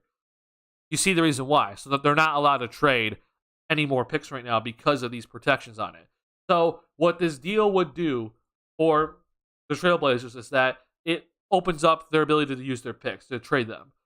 They get DeMar DeRozan. We get a guy in Josh Hart, who I think is a very solid player who would fit in perfectly with this team. That is a guy that this team desperately needs. Okay, Keon Johnson and Shadon Sharpe. Yes, they're young. Obviously, Shadon Sharpe is a rookie, right? But you know, we're going off of a guy that's already been in the league for a year, right? And you know, these guys, they're not. I'm not exactly like, you know, we're not looking at them as like blue chip prospects in a sense. I do think that Shadon Sharp has potential for sure, but these guys, like, I'm not expecting them to develop into all-stars or anything like that. The picks are obviously a big part of it, but we're getting these guys just to kind of have some talent to latch onto, right? Not necessarily to have talent to build around, but just talent to have. If they develop into something, great, but we can also then trade them later to get someone else, right? So to me, this would be, right, kind of like a retool type trade. You get a vet in Josh Hart. You get a vet in Justice Winslow. You get two young guys in Keon Johnson and Shannon Sharp. Again, they're not like top 3 prospects, okay? They're kind of, Shannon Sharp is lottery, Keon Johnson a little bit later. So they're just kind of decent overall players. But you get to latch on to that potential of potentially either keep them or trade them for later. But again, you're not expecting to build around them. But the picks are obviously going to help this Bulls team as well if we get 2 first picks. The thing is, though, is that what this trade would do is instead of the Bulls potentially having the Portland pick from this year, right? These protections would just get wiped out, right? So basically, this pick from the 2023 pick from Portland, the Bulls would be guaranteed to get that pick. So no matter what, whether Portland makes the playoffs or misses the playoffs, the Bulls get that pick. And then because those protections are wiped away, then Portland's able to trade their other picks now, so that the next available pick that they could trade is 2025. That would then also go to the Bulls as well. And then Portland's able to trade the 2027 and 2029 picks if they deem necessary. But that's the reason why Portland would want to do this sort of deal. It helps them get out of this, stuck in mud type situation where Damian Lillard, his time is waning, right? He's having a phenomenal year in terms of scoring, but that team sucks, right?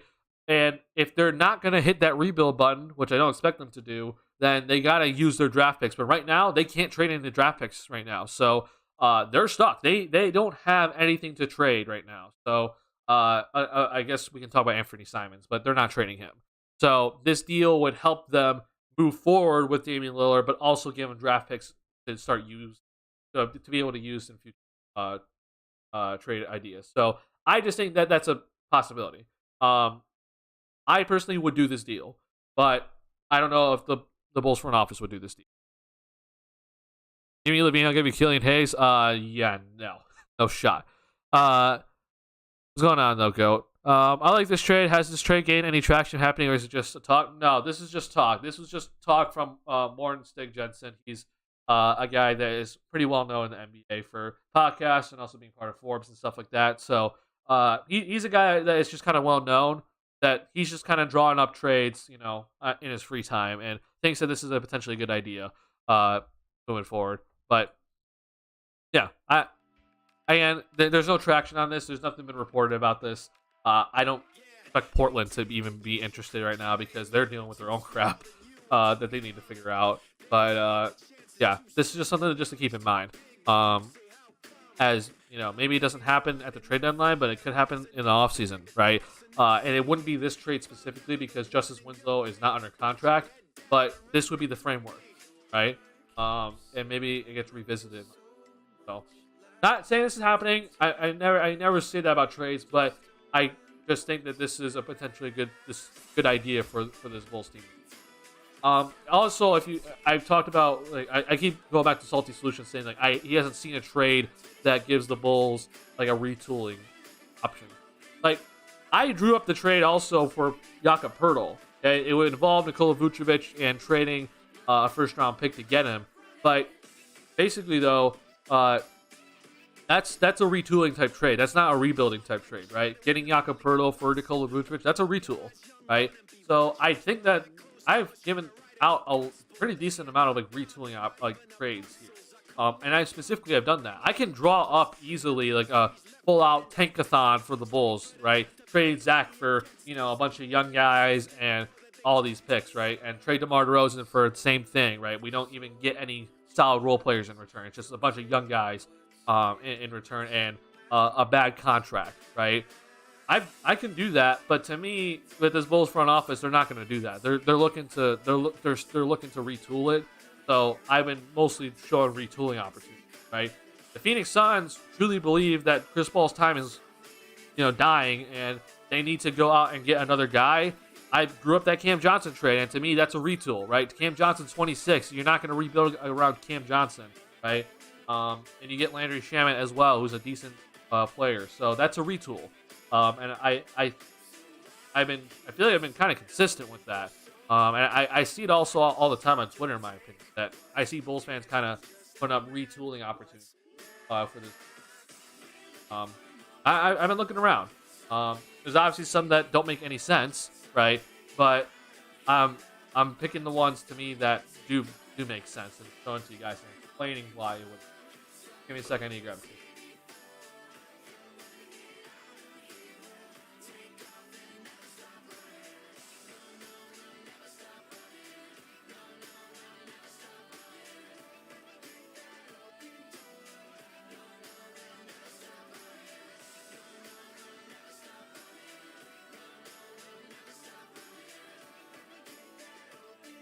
Sorry, y'all.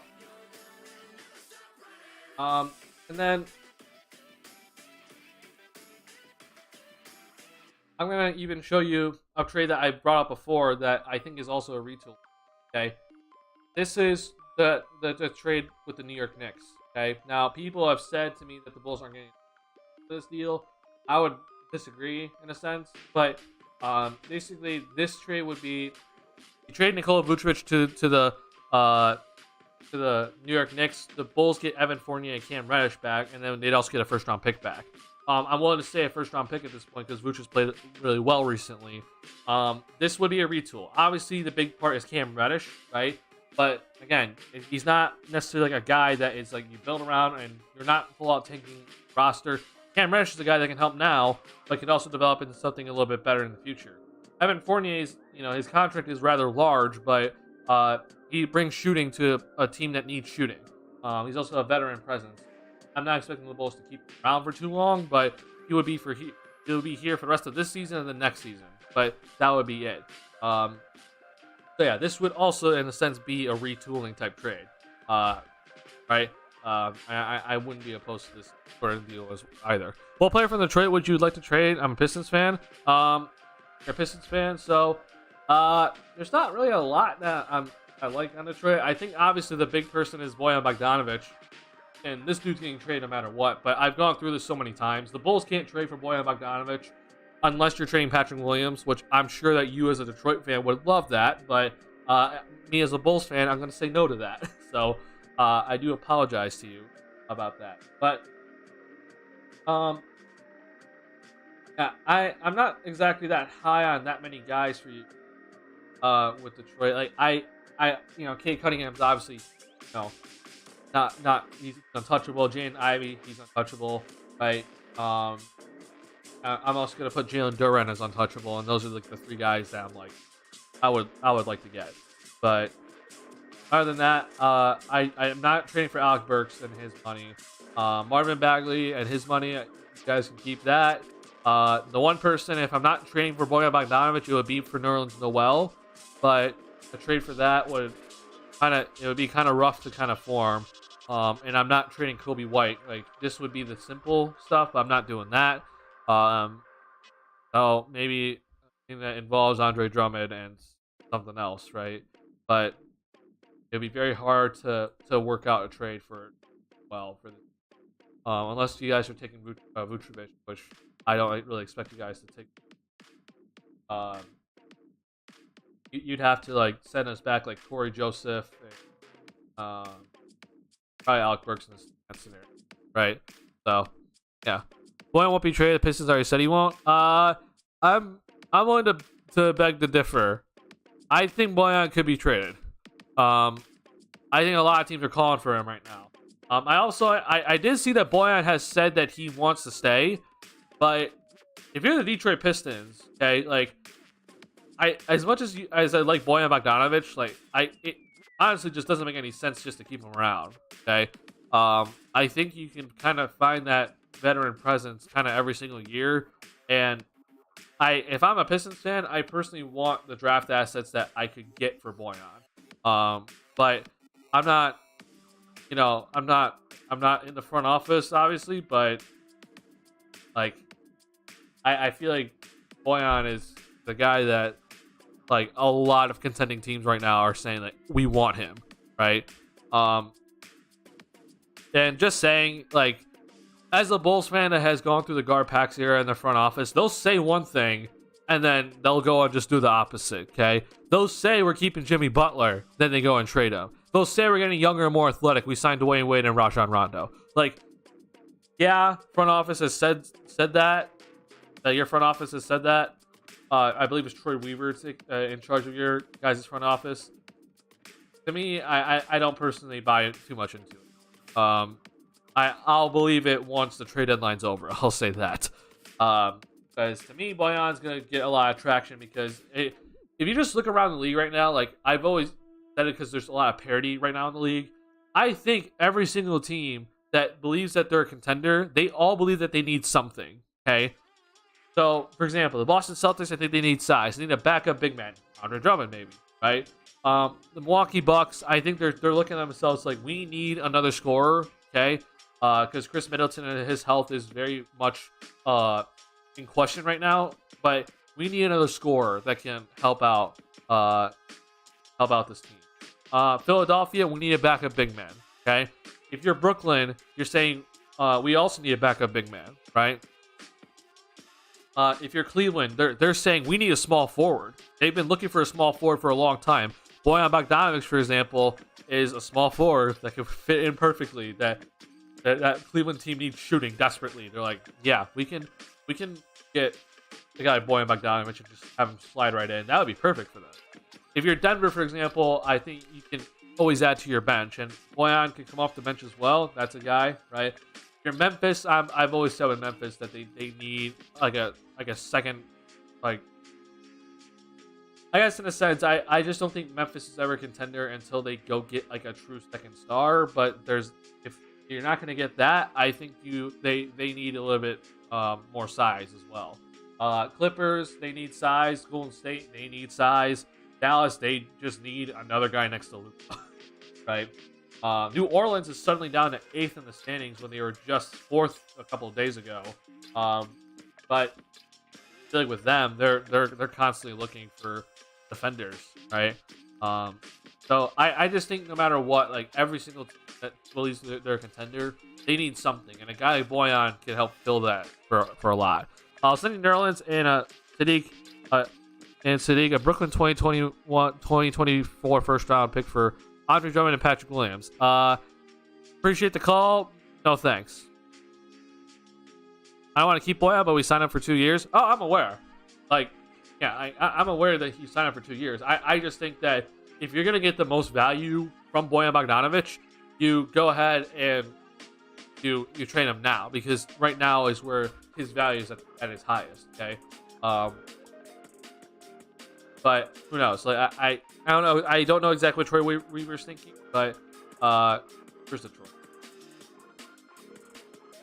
But like moving forward here, like this 20 million, okay? This isn't much to move, okay?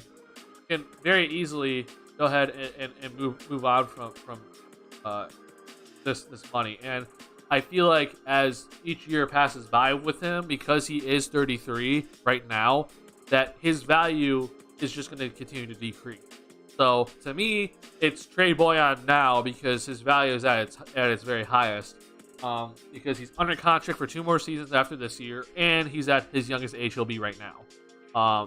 If you trade him later, he's older. He doesn't have as many years under contract. So it depends on how good we will be in the next 2 years. If we're a 8 to 13 place team, we should trade him. But if we become a contender, then I would keep him. But do you actually think though that your team's going to become a contender suddenly next year? Right? As much as I love Kate Cunningham and I like Jaden Ivey, I like Jalen Duren, and I'm also a fan of Sadiq Bey. Do you actually think though that your team's going to become that in next year or a year after that? Because I personally don't see that happening. And that's not to say I don't believe in the Pistons' future. I think the Pistons have a very bright future, but next 2 years, this is when you have Bojan.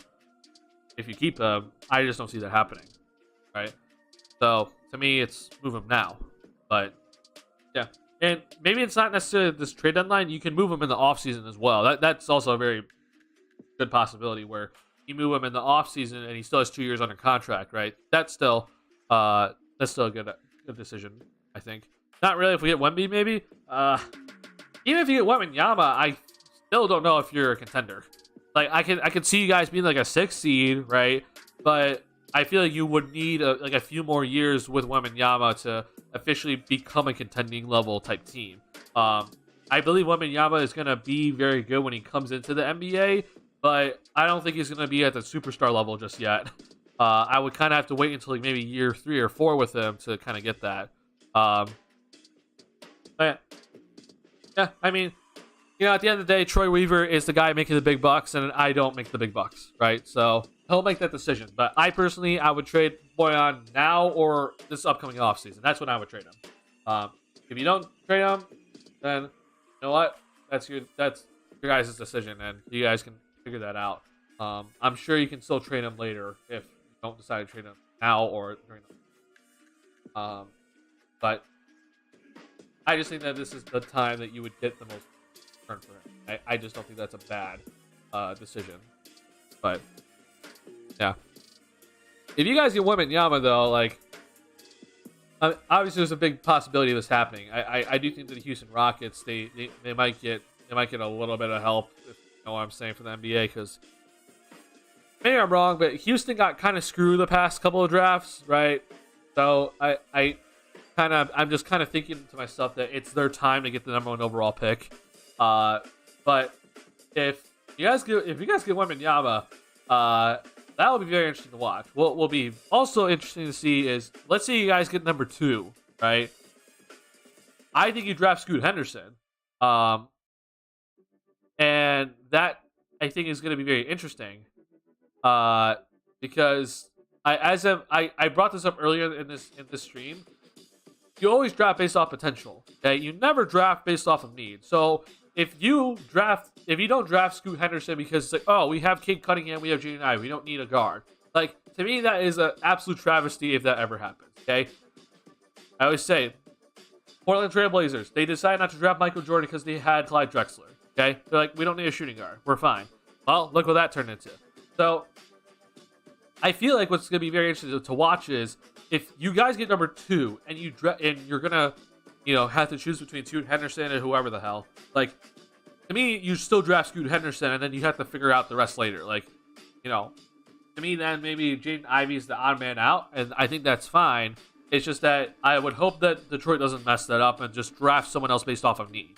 To me, again, you always draft based off potential. I don't care how many guards you have on your roster. You draft a guard if he's the best player. So I'll be very interested to see what happens. I'm very interested if that's going to happen. But yeah, if you guys get Wemby, then I'm looking at this Detroit Pistons team. 5 years is going to look phenomenal. Can't wait to see what this Bulls team looks like going into next season. I would hope there's some major changes. That's all I'll say. But I'm not sure. What do you think the Bulls need to do right now? In my opinion, they should rebuild because Lonzo's not getting healthy anytime soon. So, my opinion, I'm not a fan of the rebuild because multiple reasons. The Bulls, for example, they don't have full control of their pick this year. So rebuilding when you don't have full control of your pick, I think, is just asking for disaster, and I'm concerned about that because the Bulls, for example, let's say they trade everyone away, they tank the rest of the season, they somehow get the worst record at the end of the year, they could still not get their pick this year. And I think that's the reason why I'm like, I'm not here to rebuild. They also don't have a pick in 2025. That goes to San Antonio, unless it's 1 through 10. So, obviously a better chance of keeping that one, but you still don't have full control of it. So to me, rebuilding is not the way to go, personally. But also, the other reason why is that the Bulls don't have like a blue chip prospect that I'm like, oh yeah, we're rebuilding around this guy, right? As much as I love Patrick Williams, like, I don't see him as like a for sure all-star in him. Like, I've always kind of said like he's like OG Anunoby probably, but he has that potential to be better. I hope he's better than OG Anunoby, but there's no guarantee that he's going to be better than that. So because we don't have that blue chip prospect, it's hard for me to be like, yeah, let's just hit the rebuild button. I'm I'm aware everyone's like, well, you'll get the top picks. You're going to get Wembanyama. We're not getting Wembanyama, okay? That is not happening at any time, okay? And then, moving forward with upcoming drafts, like, I don't necessarily see that, like, for sure franchise-changing guy for, but I'm not a draft expert. To me, what needs to happen, if I was running the Bulls today, okay, if I was AK, I'm trading Nikola Vucevic at this trade deadline. I'm not risking free agency, which needs to go. I need to get something in return for him. First round pick probably now because he's played better recently. And I'll probably get something else, whether it's a solid role player or just a young piece in return. I'm doing that, okay? And then I'm also trading DeMar DeRozan at either this trade deadline or in the offseason, okay? And I do that at that point because I think I can get the most for DeMar DeRozan for trading him at this trade deadline or in the offseason. But I'm trading him for, let's say I trade him to the Phoenix Suns, right? I get Cam Johnson. I get Landry Shamet, but I also get like 3 first-round picks or two first-round picks and a pick swap. I just brought up this trade from like a Portland trade, right? I would also do this trade where I get Shadon Sharp, I get Keon Johnson, I get Josh Hart, right? And I also get 2 first-round picks. That's what I would do. Because then, what I'm looking at personally, okay, and I think a lot of Bulls fans don't look at this, but this is the way I look at it, okay? Even though that Lonzo Ball is not healthy, and Zach LaVine is making max money, which, by the way, is not a bad contract. People not. The Bulls in 2024 are projected to have $75 million in cap space, okay? This is with LaVine's max contract and with Lonzo Ball's contract on the books, okay? That's $65 million basically tied up between LaVine and Lonzo, and $20 million of those dollars is not playing, okay? So even with all of that happening, the Bulls still have $75 million in cap space potentially. Now, I think around $10 million-ish, maybe a little bit less, is going to go away because the Bulls are going to have to re-sign Ayo Dosunmu in this upcoming offseason. He's going to make, at most, he'll make $11 million. I think it's going to be closer to, let's say, $8 million. Okay, so I just factor out 10. So this will be the team plus Ayo Dosunmu. Okay, now, this upcoming free agency, the 2024 free agency, there's a bunch of guys here that I'm like, oh my God, the Bulls could use him. Hence, Pascal Siakam. Hence, Jaylen Brown. The bonuses here, I'm kind of indifferent with him, but DeJounte Murray, right? There's all these guys here that I'm like, oh yeah, the Bulls can go out and sign some of these guys. Like, we're cooking all of a sudden. We're looking great, right? We have LaVine still. He's at that point would be age 29. Okay, so he's still in his prime. Okay, yes, he's making max money, but again, he's fine. Patrick Williams at that point would be in year 5, so hopefully he develops into something very good at that point, and then we go out and sign a premier free agent as well. The ideal person would be Pascal Siakam because I think he can be a true number 1 on a team, but maybe he doesn't want to come to the Bulls, right? And number 2 would be Jaylen Brown. I just expect him to re-sign with the Boston Celtics, though. So then DeJounte Murray would kind of be like my number 3, right? Bulls need a point guard, right? There's your point guard, DeJounte Murray, and him and Zach have gone way back before, and they have a really good relationship. So I wouldn't mind DeJounte. He would still, though, be like a number 3 option on the team. So to me, though, this is the way the Bulls, you don't have to rebuild, right? You can, like, next season, it's not going to be pretty next year, but hopefully next year is about developing Patrick Williams, developing Dylan Terry, developing Ayo Dosunmu. So then 2024 comes around, we're ready to go, right? Zach's still here. If Lonzo's healthy, great. I'd play him at the 3, okay? I would play him at the wing position because I think he's a wing anyway. If AC's still here, great. But hopefully then at that point, Patrick Williams is looking better. Dylan Terry's developed. Ayo's developed, right? And we go on, sign a premier free agent, and then suddenly this team looks a whole lot better, right? There's not all these glaring holes on the roster. That scenario. It's a lot of ifs. It's a lot of ifs, for sure. I'm not here to say that this is guaranteed. But to me, because you're a big market and because you've went out and have been aggressive already and going out and getting Lonzo, getting Alex Caruso, getting DeMar DeRozan, okay? You re-signed Zach LaVine to a max contract. Why stop being aggressive, okay? This is how you continue to be aggressive if you're AK and Mark Eversley. This is what I would personally do. But, I'm not in the front office. And not to mention, again, if the Bulls trade Vucevic and DeRozan now, right, and then they have all this cap space for 2024, they will have obviously that cap space, but then they'll also have extra assets to work with from the DeRozan trade, from the Vooch trade, right? That's how they can officially form an actual competitive roster, right? With those extra assets. So to me, it's important to get those extra assets. The problem is, though, is that it looks like AK is kind of hell-bent on keeping DeMar DeRozan, at least for now.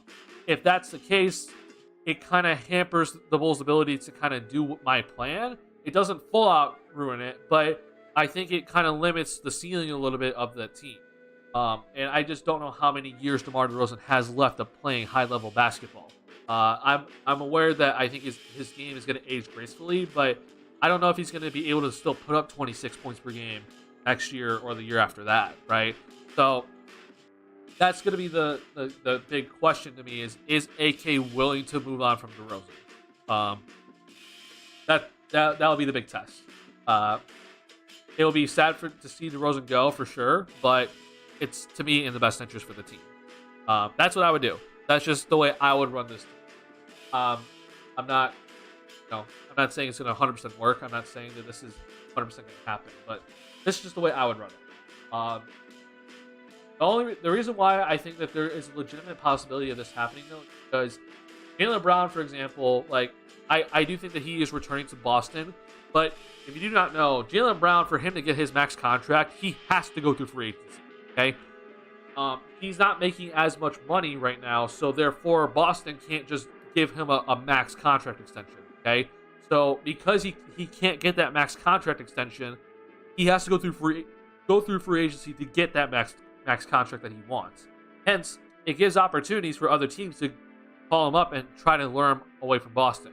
If he's not going to go, right, or leave Boston, then to me, the guy that is going to leave is DeJounte Murray from Atlanta. Because, again, DeJounte Murray, he's making like $17 million his last year of his deal, okay? It's not a lot of money, but he's an all-star. He's an all-NBA defender, right? He's going to want max money.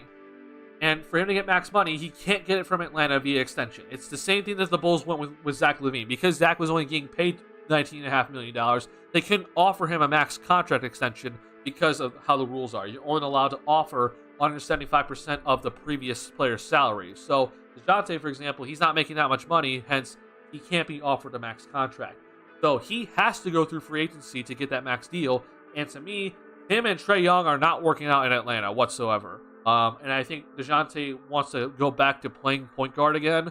And to me, then he's going to be very willing to come to the Bulls if he is not traded from Atlanta before then, or Trae Young is not traded from Atlanta before. To me, that's a very legitimate possibility. Also, Zach being here would be, something to really lure him over. And to me, DeJounte Murray next to Zach LaVine is perfect, right? They would complement each other perfectly.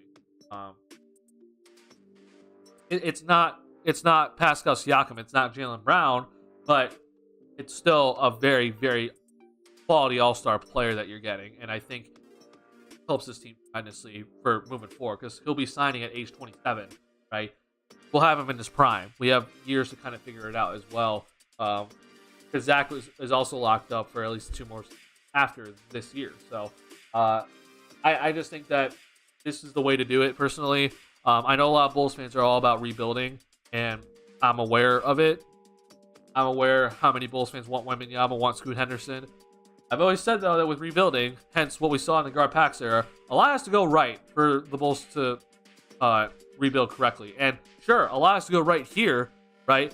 But to me, you have already a lot of the things kind of checked off. You have Zach here. You have Patrick Williams already drafted. You have the cap space already lined up, right?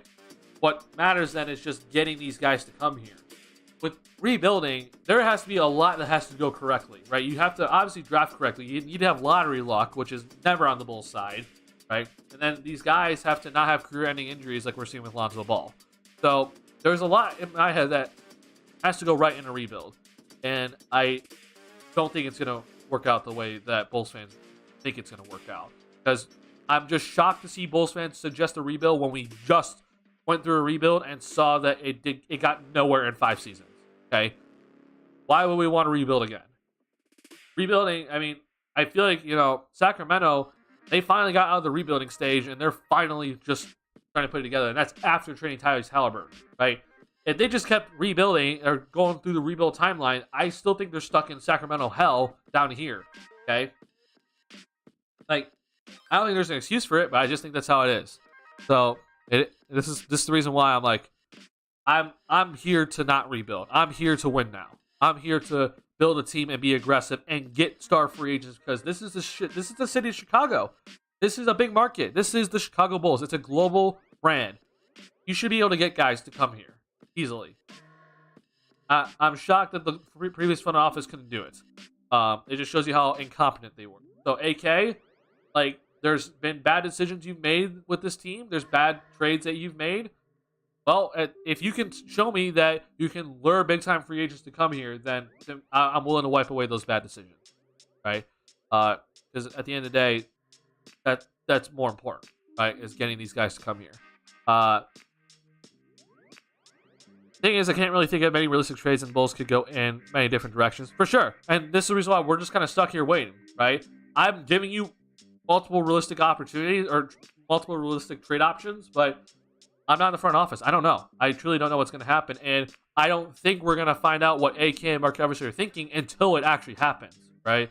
That's just how the Bulls front office has always worked. Nothing gets leaked. So we're just sitting here in the dust right now. I just want them to be good in 3 years. Hopefully I'll have a good job by then, and I'll be season ticket holder. I would also love to be in that same position. Yeah. Do the Bulls still have a chance of getting a good draft pick if they keep tanking / losing? Can we get lucky? I guess, sure. Like, again, it is protected 1 through 4, so there is a chance. But even so, I don't like. In my opinion, I only care about 2 guys this upcoming draft. I'm probably, I'm probably not being a good draft scout. But if the Bulls don't get 1 or 2, I feel like tanking wasn't worth it. Like, I want Wembanyama. I want Scoot Henderson. That's it. I don't care about the others. So. Sure, the Bulls could get number 4, but to me, it doesn't matter. I just don't see that happening. So, first off, I don't see it happening. It's basically a 50% chance if, let's say, the Bulls decide to lose out, right, for the rest of the season, and they somehow get to be the worst seed in the NBA, you have a 50% chance of keeping the pick, okay? It's not happening. It's so slim. And if the Bulls don't have the worst record, that those chances go even smaller, okay? So, the Bulls' chances are very slim in the first place.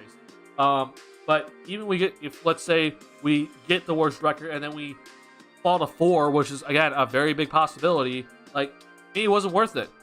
You don't have your franchise-changing talent suddenly, and even though you tanked, right, you just wasted a year. You wasted a draft pick. Didn't matter, right? So that's the reason why I'm like tanking. This whole rebuilding mindset, a lot has to go right, including the lottery odds, right? And I've seen teams where the lottery odds are in their favor, and it seems like they can get nowhere. The Minnesota Timberwolves, they got the number 1 overall pick, I believe, 2 years in a row, if I'm not mistaken, and they don't have a playoff series win, or a playoff series win. Like, you have to understand how much has to go right. And they got Karl-Anthony Towns, they had Andrew Wiggins, they had Zach, they traded Zach for Jimmy Butler. Like, again, a lot has to go right. And that Minnesota Timberwolves team, I was like, oh, they have all the talent in the world. They'll figure it out. No, they didn't. They ended up not figuring it out, and I think they're even in a much worse position today. And they have Anthony Edwards. Like, that should show you what a rebuild could lead to. And you could always be like, well, Duncan, it could lead to other things too. Sure, I'm aware, but I want to be in more control of things, right? Hence, the way I would do it, I'm in a little bit more control of things. And I would like to try that way before we pull out, just tank the season and tank the team. Pray to God that we get a top pick and then someone develops into a superstar, because that's again very slim opportunities. Campaign was great for the Bulls, right? Great tanker, if you're gonna give him that category. If you're gonna call campaign great on the Bulls, he was a great tanker. And a great guard that didn't know what he was doing. I do think that campaign has played well in Phoenix. I'll give him that. I think he's played very well in Phoenix. But time with the Bulls, he was labeled the point guard of the future by Gar Forman. That changed very quickly. Yeah, I don't know. That his time with the Bulls was terrible. It was a very bad time. Uh, all we have is Deroldzin. Wow, I've never seen that sort of uh, form of DeRozan's name. Um, Again, DeMar DeRozan, while he's had some recent ups and downs, especially this game, if you trade him, to me, you're getting at least 2 first-round picks. Okay, and I think a lot of people think, oh, rebuild, but to me, I can use those picks for something else. I can use those picks to go get something, but I'm not just getting 2 first-round picks in the deal. I'm getting more than that. I'm getting other quality players as well in a DeMar DeRozan trade. That's the reason why I would trade him. If AK decides that we're not going to trade DeMar DeRozan, okay, then Vucevic has to go now, okay? Like, you cannot go ahead and say we're keeping DeMar DeRozan and Nikola Vucevic, okay? That can't happen. You have to trade Vucevic immediately if you're going to keep DeMar DeRozan. In theory, it could work, right? And like my whole plan could still be working if they keep DeMar DeRozan. Okay, Patrick Williams still has room to develop. This will be the third option. Obviously, we'll still keep developing guys, but we don't have a lot of cap space in general. It would then this year is kind of just like a little bit of a reset year. Then 2024, what we'd have to do though is that we'd have to like. This is the reason why I'm like I don't want DeRozan on a team because his cap hold is huge. Okay, this eats into this cap space. If you're not aware how this works. If we keep DeRozan's bird rights, his cap hold eats into this $75 million in cap space, okay? That's the reason why I'm like, I don't want to keep DeRozan around.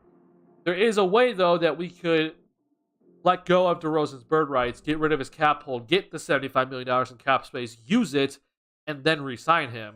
There is a way to do that, but he'd have to take a significant pay cut. And I'm talking, he has to take a pay cut that's like he's getting paid $13 million a season. That's not happening, right? I just don't see that happening. So in the end, I'm not sure exactly how it would all work, but I guess it is a possibility, right? Again, though, I would trade DeRozan first. That's what I would do. I saw someone in the comments for a campaign highlight video that he is going to be the next Tony Parker.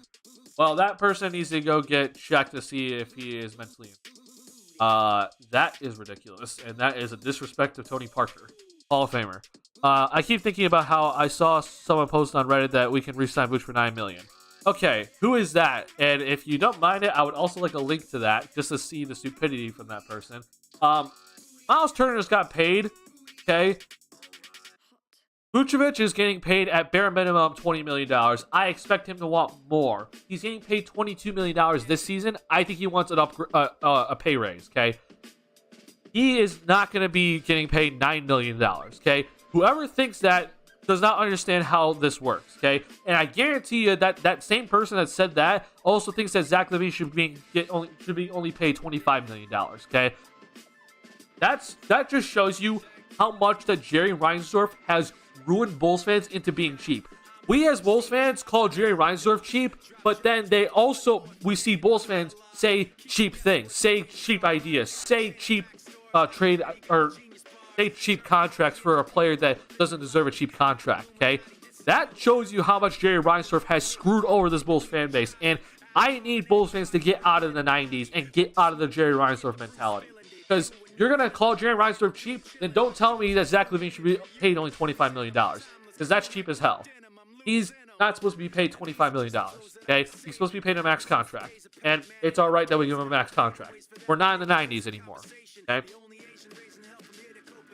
It truly does bother me that I'm seeing Bulls fans continue to act cheap when they want to call Jerry Reinsdorf cheap. It shows you that Jerry Reinsdorf has had a big influence on this fan base, and I hate it. I'll have to tag you. I'll have to find the post. Reddit has the worst take. I applaud you for not going on there. Yeah, I've been on Reddit a few times. One of it was because one of my friends showed one of my videos blowing up on Reddit, and I do appreciate all the people on Reddit that gave me that exposure. I truly am appreciative of it. Noel, who's not here tonight, but he's one of the most frequent chatters. He was one of the guys that posted my video onto the Reddit, and I do appreciate that. I always appreciate that, and I have to pay Noel back somehow at some point. But yeah, Reddit to me is full of, unfortunately, it is full of incels that also just don't logically think correctly. And when it comes to basketball, there is no way they're thinking logically. Um, I'm not calling everybody an incel on Reddit, but I just think that Reddit is full of people that mentally they're not in the right headspace. They truly don't know what's happening. And especially when it comes to basketball, I think it has some of the worst takes I've ever seen. And what's funny is that I'll give them credit for this, for all these people that have those bad takes. They give evidence. Like, they'll give evidence that they think is actually legitimate evidence. It's not just like they'll go out and be like, oh, I think this. They should do this. And then they don't give any support to back it up. They'll have support to back up their claim, but it's like, it's some of the most flawed evidence I've ever seen. I'll give credit that they have the evidence on hand, but it's still, in general, it's flawed, right? It's just a flawed. They basically have fallacies everywhere with their ideas. Reddit, yeah, I don't want to ever be on it personally. I think it's a very, very, very weird place. I'm glad that I formed a community on my YouTube channel than formed a community on Reddit. Yeah. Uh, I would love to. I would love Scotty Barnes and the Bulls brings ball movement defense and has potential scoring.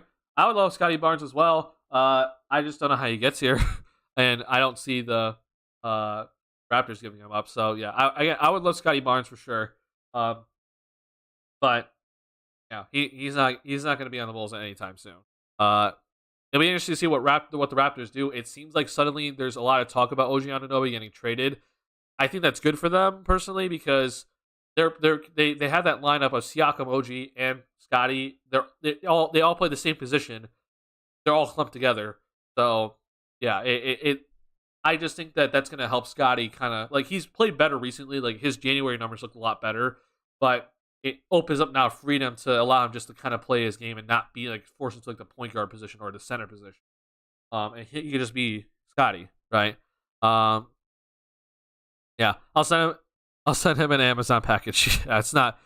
Yeah, even if you send him an Amazon package, I'm going to say that Masai Ujiri is not going to accept that.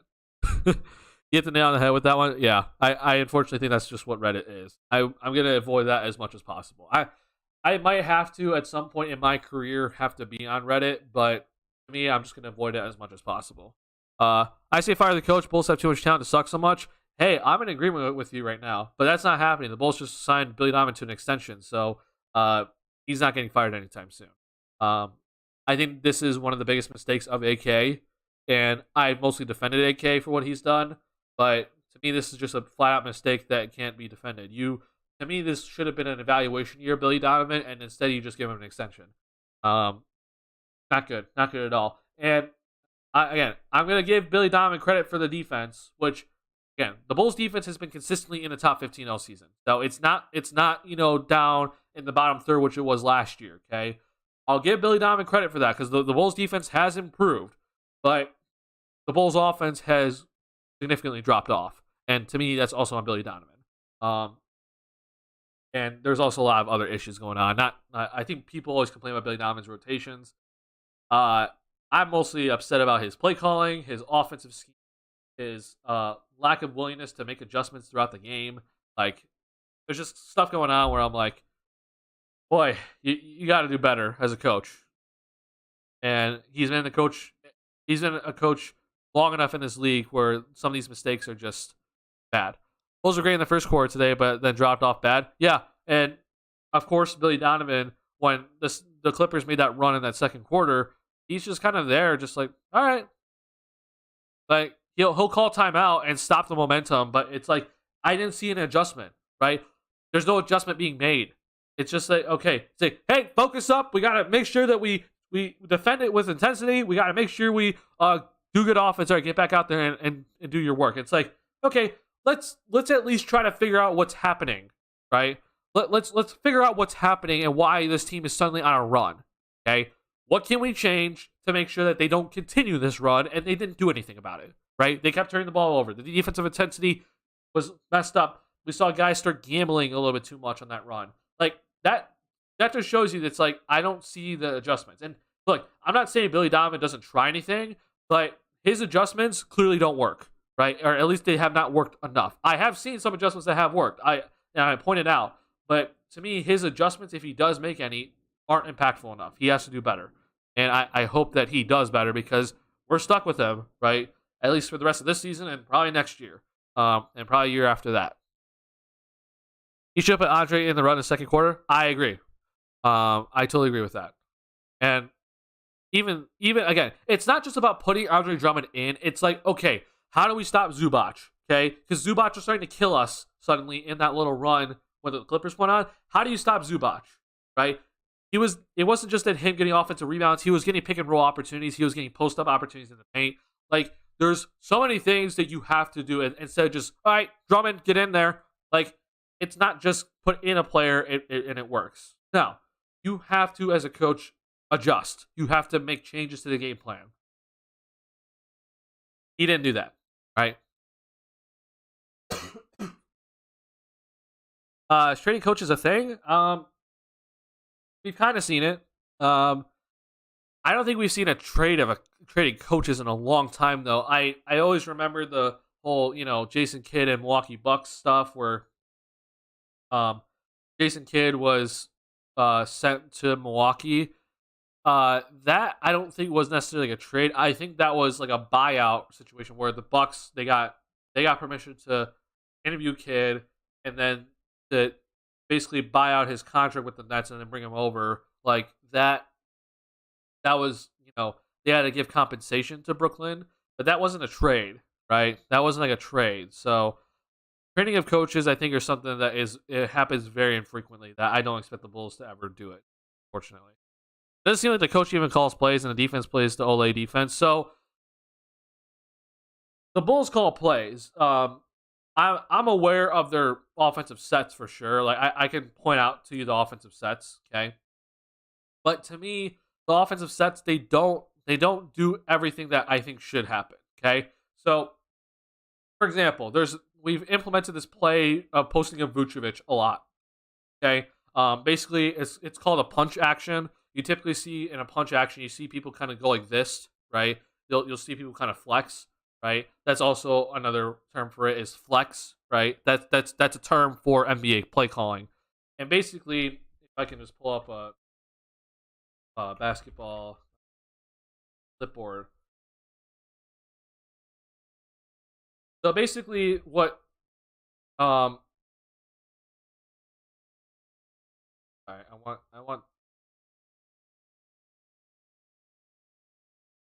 basketball, but this. Okay. So what the Bulls do a lot right now is something that we call punch or we call it flex. Punch would be simply just is post up. Okay. So this is in this case Zach, right? You just punch it down into the post. Okay. But what we're seeing a lot of recently is let's switch Zach and Io here. Okay. What you're seeing a lot of recently is that Zach comes down here, okay, to basically set a little cross screen for Vooch. Okay, so this is Zach LaVine at number 2. He's a guard. This is Vooch, and then Vooch is going to come off this and come over and post up here. So this is what we call a flex option. Okay, now what then happens after this? Okay, so after Vooch moves over, okay, so I'm gonna move Vooch over off the screen, post up. What you then see is that Patrick Williams comes down, and then he comes down and sets a down screen for Zach then to come up to the top of the key. Okay, so play that out, right? Then typically, then you see the ball get thrown into here. At this point, then you're going to see Zach and Io switch so that Zach is then the main shooter or main option or main release valve for Vooch out of the post, and it doesn't allow the opposing team to double team off Zach. Because if you do, that's a 3-point shot from a good 3-point shooter. But the issue is this team does not have the 3-point shooting to post up. And I keep saying it, the post up is dead. Okay. Now the Bulls, they're considered the best post up team in the league right now. But they run post ups only 5% of the time. And I keep saying the reason why is because the post up, again, it's not analytically inefficient offense. And if I'm going to be taking advantage of Vooch's size, okay, I don't want him getting double teamed. I want him to be able to shoot the ball over his defender. And posting up just straight up allows the double team to come over. And unfortunately, because of where the post up is, if you swing this ball out to Patrick Williams here, and this guy then is able to rotate over to cover P. Will, well, the rotations are there. It takes too long. Okay, this whole idea of posting up Vooch, in my opinion, it needs to die. Like I don't want to see it. I want to see Vooch in the pick and roll. I want to see Vooch shooting threes. I want to see him at the elbow area, but I don't want to see him in the low post. He's just, unfortunately, in my opinion, not a good enough post player for me to be like, yeah, let's run post up opportunities. But that's just my opinion about it. The Bulls also run this handoff action. It's like a dribble weave handoff type play, and I understand the intent behind it to kind of get everybody moving. But again, it's like we don't have the shooters for it. We don't have the shooters for this sort of play. Part of it is that DeMar DeRozan doesn't shoot threes, but we just don't have the shooting on the floor to do such a thing. So I just think that Billy, what he needs to do is that he needs to start running plays for Zach to get off-ball opportunities, to come off of down screens, come off of the floppy action that Rip Hamilton would always come off of, right? I want to see that sort of action for Zach, but instead, it's been a lot of on-ball action for Zach, and it's almost necessary because he is one of the best on-ball scorers on our team. But I just want to see a little bit more diversity in the offense from Billy, but it doesn't seem like he's willing to do that. And it kind of sucks to see that from him. But who knows? Maybe things change. Other thing, again, I'm going to point this out just for all you Bulls fans that think that Billy Donovan doesn't call plays and it's all isolation, okay? If you want to know this, okay, NBA isolation, points per possession, okay? I know I typed it in wrong. But basically, this brings up like the best isolation players in the NBA today, okay? So as you can see here, Luka Doncic is considered the best isolation player in the NBA. At least I would put him up there. In terms of possessions, he's obviously at the very top, right? Points per possession, he is up there as well. These guys don't really count because they don't isolate. But you see here, okay, DeMar DeRozan's here. Okay, he averages 1.22 points per isolation, and he only isolates 15% of the time. That's very low. Compare that to Kevin Durant. Kevin Durant, if you're not aware, isolates very heavily. More. He isolates at 21% of the time. Shea isolates 22% of the time. Luka isolates 24% of the time, and James Harden isolates 30% of the time, okay? So, you see here, like, DeRozan doesn't really isolate that often, okay? And this is just DeMar DeRozan. So, let's then talk about Zach. Here's Zach. He's down here. He averages 1.03 points per isolation, which isn't horrible. It's not amazing, but he's in the 74th percentile here. But he only isolates 11% of the time. So again, he doesn't isolate that frequently. People say that the Bulls get into his whole ISO mode. No, they don't. They don't get into isolation. I don't know where this is coming from. And if you're gonna question me on this, let me show you. Okay, the Bulls, in terms of isolation, in terms of frequency, okay, the Bulls are down here. Which last time I checked, this was 19th. Okay. This shows you that the Bulls, in general, do not isolate. They very, very rarely isolate. But the thing that bothers me the most is this.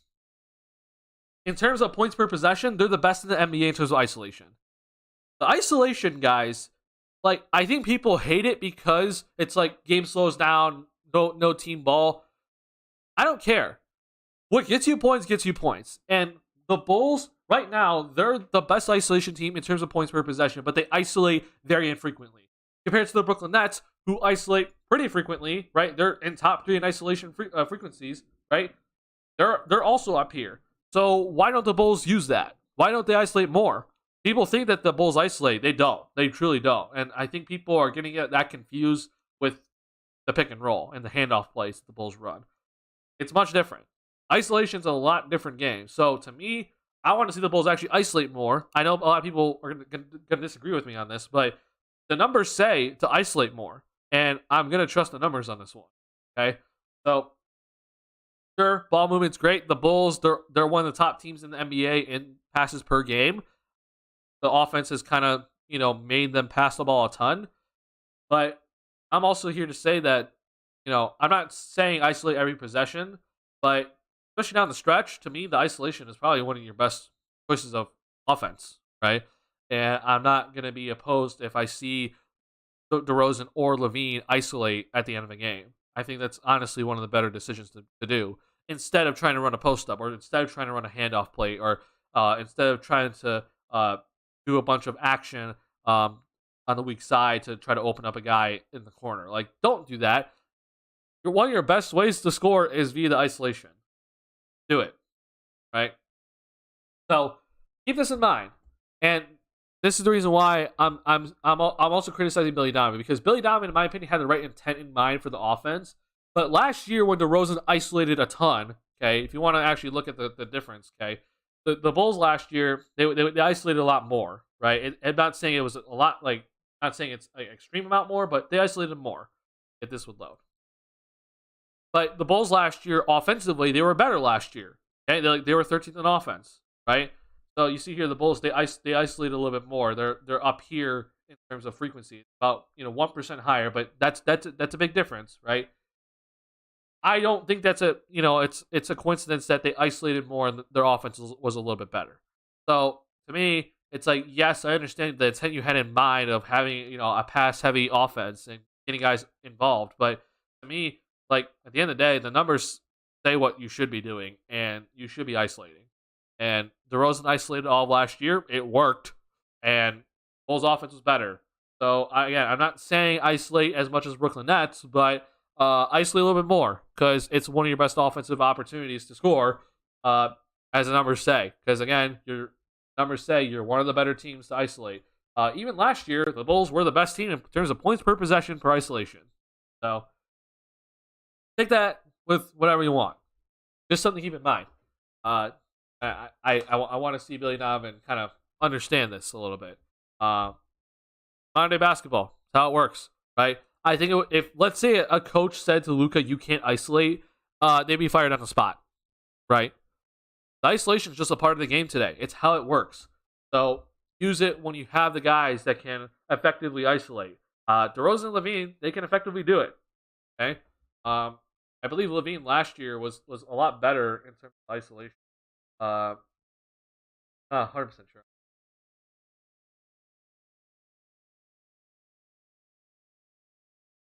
Last year, so yeah, Zach last year, it's about the same last year. So, no, this is this. Zach last year was still relatively the same. He isolated just a tad bit more, but he averaged a little bit less points. But in terms of percentile, he was a little bit higher. So it just kind of shows you, like, this stuff. Like, I'm constantly looking at this, and then the argument though that people are gonna start giving me is, like, if you actually look at this, the post up, like, the Bulls actually, in terms of the post up stuff, like, I say don't post up, and I'm still standing by this today. But if you look at actually the Bulls in terms of post up, they're one of the top teams in the NBA in terms of points per possession. But what I point out to everybody is this frequency is so low, okay? And you look at these other teams that that barely run the post up and have better offenses than the Bulls, okay? Like, you're seeing that they don't run the post up, okay? Like, I don't think it's a coincidence that some of these teams that are better offensively, they don't run the post up at all. So, right here, it's like, okay, yeah, Denver, you have Jokic, right? Milwaukee, you have Giannis. New Orleans, you have Zion, right? And 76ers, you have Embiid. Sure. Bulls, you have Vucevic. But again, Vucevic, in terms of himself, is not in terms of, he is not anywhere close to what I would consider a Jokic, Embiid, other people. He's here, he's up here, but it's not in the 1.2, 1.15, right? He's down in the 78th percentile, which is not exactly amazing, right? It's all right. But again, frequency, overall, it's like, again, I'm not going to be posting him up. And this should show you, if anything, Joel Embiid posts up less than Nikola Vucevic, okay? If Joel Embiid is posting up less than Vucevic, then you should not be posting up Vucevic, right? Because clearly Embiid's the better post-up player. Don't post up Vucevic then, right? The fact that the Suns are posting up DeAndre Ayton 26% of the time, I think that's ridiculous. I think, like, that is straight up absurd that they're doing that. I think that's ruining their offense. And you can argue with me, like, well, I mean, he's up here, like, not that bad, but there's a reason why when you look at these play calls and the play types that you see here, how much, for example, the Bulls run the teams run the pick and roll ball handler, right? Bulls are up here at 21% as a team, right? And then more importantly, in my opinion, is the pick and roll man, which isn't exactly used as much, but you see here the Bulls are better with the pick and roll man in terms of points, in terms of points per possession. But you can see where teams can get more from using the pick and roll man instead of using the post. Because again, in terms of points per possession, right, the max that we saw is 1.12 from a team, which is us as those Chicago Bulls. But you see here with the pick and roll man, you can get 1.34 points per possession just using the pick and roll. Okay, that's higher. That's more points. Okay, that's what I want to use more than using the post up, because clearly the post up has a cap on how much you can score with it. So yeah, there's always this stuff that I'm looking at. When in terms of pick and roll ball handler, like these numbers are lower because of how often it is used. But still, though, you have to combine this pick and roll ball handler with the pick and roll man, right? You have to combine these two things together because they're the same thing, right? So in theory, basically, let's take the Denver Nuggets with 1.34 points per possession for the pick and roll man. Okay, pick and roll ball handler. Okay, where's Denver? Denver's down here. They're at 0.86, which you're like, oh, that's bad. You have to combine the two together, right? You have to combine 1.34 and 0.86, which gets you to what, 2.28 or something like that. Like that should show you that the pick and roll is by far more effective than the post up, because you're basically getting like close to two points per possession, right? Or you could get up to that, right? And this also accounts for 3-point opportunities, right? A team, for example, could come out, or a player could come off that pick and roll, and it's Steph Curry, and he just launches it, right? That's a 3, right? So this is the analytics stuff that it's like it looks very odd, but this is how things should work. Like if you're not running a pick and roll with Steph Curry or Luka Doncic, you're doing something wrong, right? You're clearly doing something wrong, because analytically that is the best decision. And yet again, I'm going to point this out. The isolation, I keep saying what Stacey King says, that Vooch has a post up mismatch. Give it to him. Well, you know who also has a mismatch? DeMar DeRozan. And you know what I want him to do? I want him to isolate, because analytically, or just by the straight up numbers, not even analytically, just by straight up numbers, he's going to get you. He averages more points per the isolation than Vooch averages more points per the post up. Okay. Isolate. Let him isolate, because that's also a mismatch, and it's okay to exploit that mismatch, and it's totally okay to not play 90s level basketball. So I hope we as Bulls fans start to move out of the 90s and start moving towards modern day basketball, which is letting these guys that can isolate and take advantage of mismatches on the perimeter do their thing, because those sorts of mismatches, they lead to more 3-point opportunities. They lead to more opportunities at the rim than a post-up would, and a mismatch in the post would. Okay, that has been analytically proven, and it bothers me hearing Stacey King talk about it constantly. But this should show you that the Bulls, if anything, because their offense is backwards, right, and they post up a ton, right, more than they should. It's no surprise that suddenly that their offense is down at number 18, right? Sure, we average the most points per possession per post-up out of any teams, but our offense is 18th. That's not good, right? That should show you that something's wrong, and we should get away from the post-up, because the other teams, they don't use the post-up, right? I think the other thing to also keep in mind is this: take a player like where's Joel Embiid, right? People think Joel Embiid posts up all the time, but honestly, what he's doing sometimes is he's just isolating, right? It's considered an isolation. So you see here, Joel Embiid for an isolation, right? He's up here. He's overall pretty solid, right? His frequency is very high in terms of isolating. So there's a reason why he does this, because posting up, again, it allows the double team to come. The defense has the ability to rotate, and that's how the defense is made today. So you want to stay away from that. Instead, isolate Embiid, and you're more likely to get points out of it instead of posting up Embiid and asking the others to make a shot for him. So keep this in mind as we move forward. So this is the reason why, like, when I see Zach take a shot and Stacey King's like, that's a contested shot, it's a bad shot, I'm thinking to myself, not really. Like, the analytics say that's not a bad shot. That's the right shot. What I want to see Zach get rid of is that mid-range, contested shot, because analytically the mid-range is a bad shot. Like, we don't want Zach LaVine taking a mid-range shot. But if he takes that contested three, to me that's fine, because he's that good of a 3-point shooter, and analytically it's a better shot than an 18-footer. I'm not saying don't ever shoot the 18-footer, because there are definitely times you have to shoot it, but I would like for him to kind of get rid of that, mid-range, or limit the mid-range attempts if he could. But I'm sure down the stretch of a game, he's going to have to take a mid-range shot here and there. That's fine.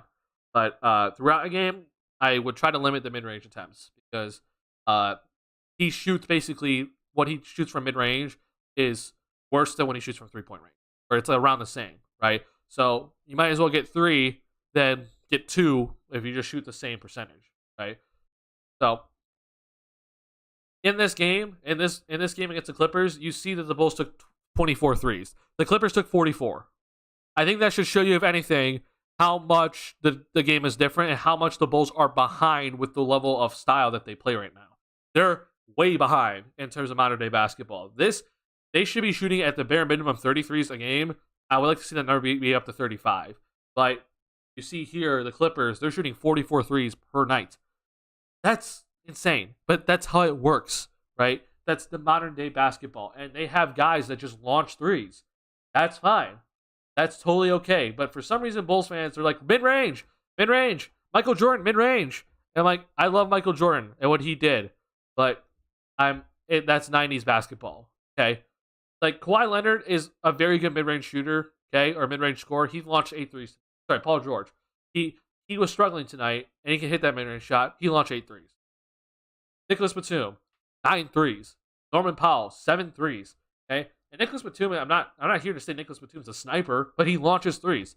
Okay, Luke Kennard is a 47% 3-point shooter, and he launched 5 threes. He didn't make any, but he launched them. Right. So the personnel on this team, for this Bulls team, like I've said, Zach LaVine, he has to take 8 to 10 threes a night. His shooting recently, he's not taking as many because of his shooting and his injury to his hand. That's fine. But once he gets back to being healthy, he needs to shoot 8 to 10 threes a night. Patrick Williams, I need you to shoot 6 threes a night. Okay? Vucevic, as long as you're here, 6 threes a night. Okay? Ayo, you can shoot more than 1 3 in this game, right? This to me is unacceptable from Ayo. He has to shoot more. Kobe, you can shoot more than 4. Okay? This is how this Bulls offense can get better. But it's only going to happen if Billy Donovan and the analysts that we consider analysts on the Bulls network, and their post-game and pre-game and their color commentators, it's only going to change if they change, right? But unfortunately, we have guys that are previous players that played in the 90s, that played in the 2000s, a different era of basketball, and they're consistently saying, post up Vooch, post up Vooch, post up Vooch. I don't know if you guys are aware, but all of Vooch's shots that he made today, except for one, were not through the post, and he had a damn good game, right? This is not how it works, okay? Vucevic, don't post up, because you can score more effectively if you don't post up, okay? And I want Vooch scoring 25, 30, okay? This whole he's going to make the right pass, etc., the defenses are able to recover in today's game. The Clippers are a prime example of where they go small and they're able to defend the post up because they're that athletic, they're that mobile, they're that agile. That's the defense of today's game. You have a bunch of mobile guys on the floor, so a post up is not that effective anymore. So Vucevic, instead of him posting up today, he launched it from 3. He took 6 threes tonight. That's good. He was in the pick and roll tonight. That's good, right? That's how you score in today's world as a big man. Okay, I thought Vuce played well tonight. So, I don't want to hear any more of this post-up Vooch type stuff where, all right, last point. If Vooch has like a 6-footer on him and he's like right under the basket, sure, you give it to him, right? That's obvious. But what I don't want to see happen is Vucevic trying to post up Zubac, or Vucevic trying to post up Miles Turner, or Vucevic trying to post up Jarrett Allen, okay? That makes no sense whatsoever. We need to stop that sort of decision-making. And we've seen that this year where it's like Vooch tries to go into the post against a matchup that is not advantageous towards him. That's a problem, right? We don't need to do that. Let's run the offense that's gonna get us more points per possession, which is the isolation and the pick and roll, right? That's gonna get you more points per possession. So keep that in mind as Billy Donovan continues to run post ups that I think are just not necessary. And I just hope that with the personnel change and some major changes overall to the core, like I hope that the Bulls get to more modern day level basketball. Guys like Dalen Terry, guys like Patrick Williams, guys like Ayo Dosunmu, they fit that modern day level basketball, right? And I hope that continues moving forward. That's the reason why I say we keep Zach, because his game is perfect for modern day basketball. He is the epitome of the perfect scorer in modern day basketball. It's threes, inside, free throw line, right? Can create his own shot at any point. He can score from anywhere, right? But most of his points rely from paint and threes, right? That's what you want from a scorer, is paint and threes mostly. You have to hit the mid-range for sure, but most of the time, though, paint and threes and free throw line. That is how you score the most. Zach does that, right? He's one of the better finishers as a guard in the league.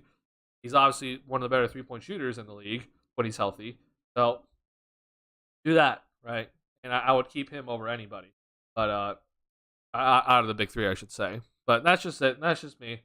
There's a lot that goes into it all, but it's gonna require a lot to change, which I hope that the Bulls front office is starting to become aware of the analytics, right? I think they are, in a sense. Lonzo Ball, for example, is a perfect analytic guy, right? But we'll see if they continue to move forward in that direction. That's the right direction in terms of modern day level. Right now, this season, they're not that. They're backwards, right? Hence the 18th overall in offense, which is just, again, not great. It's good. Not good at all. It's very annoying. I hate it. I want better shot selection, and not in terms of contested shots. I want better shot selection in terms of more threes, more paint opportunities, more free throw line attempts, less post ups, less mid range. Okay, that's what I want. I think that's what I consider better shot selection. All right. I appreciate you guys hanging out with me tonight. I saw you had some new people in chat, so I always appreciate that. Glad people are finding the stream as well. That's also really good. I have no clue what the next game is, honestly. Oh, we picked Charlotte again. Great, awesome. So, Bulls take on Charlotte on Thursday, and that's gonna be at home. So, Bulls are gonna take on Charlotte on Thursday, and hopefully the Bulls can win that game and not lose to Charlotte again. But I won't be shocked if they lose to Charlotte, because that's just how the Bulls. But Bulls lose to the Clippers tonight. I'm not too upset about it. It was overall close one, good defense, but obviously the Bulls' offense sucks, and we couldn't score more than 103 points. It's a good defensive Clippers team. And not too upset. I expected the Clippers to win this one tonight. That's what happened. Bulls blew an opportunity though, for sure. But it is what it is. It's how the season goes. But I do appreciate you guys hanging out with me tonight. If you could hit that like button on the stream, that truly helps me out a lot if you have not already. And if you're new to the channel, hit that subscribe button. I'm making Bulls content all season long, into the off season, and probably longer than after that. Just look out for more Bulls content if you subscribe. And then I'll see you guys on Thursday. All right, thank you guys for hanging out with me. See y'all. Peace.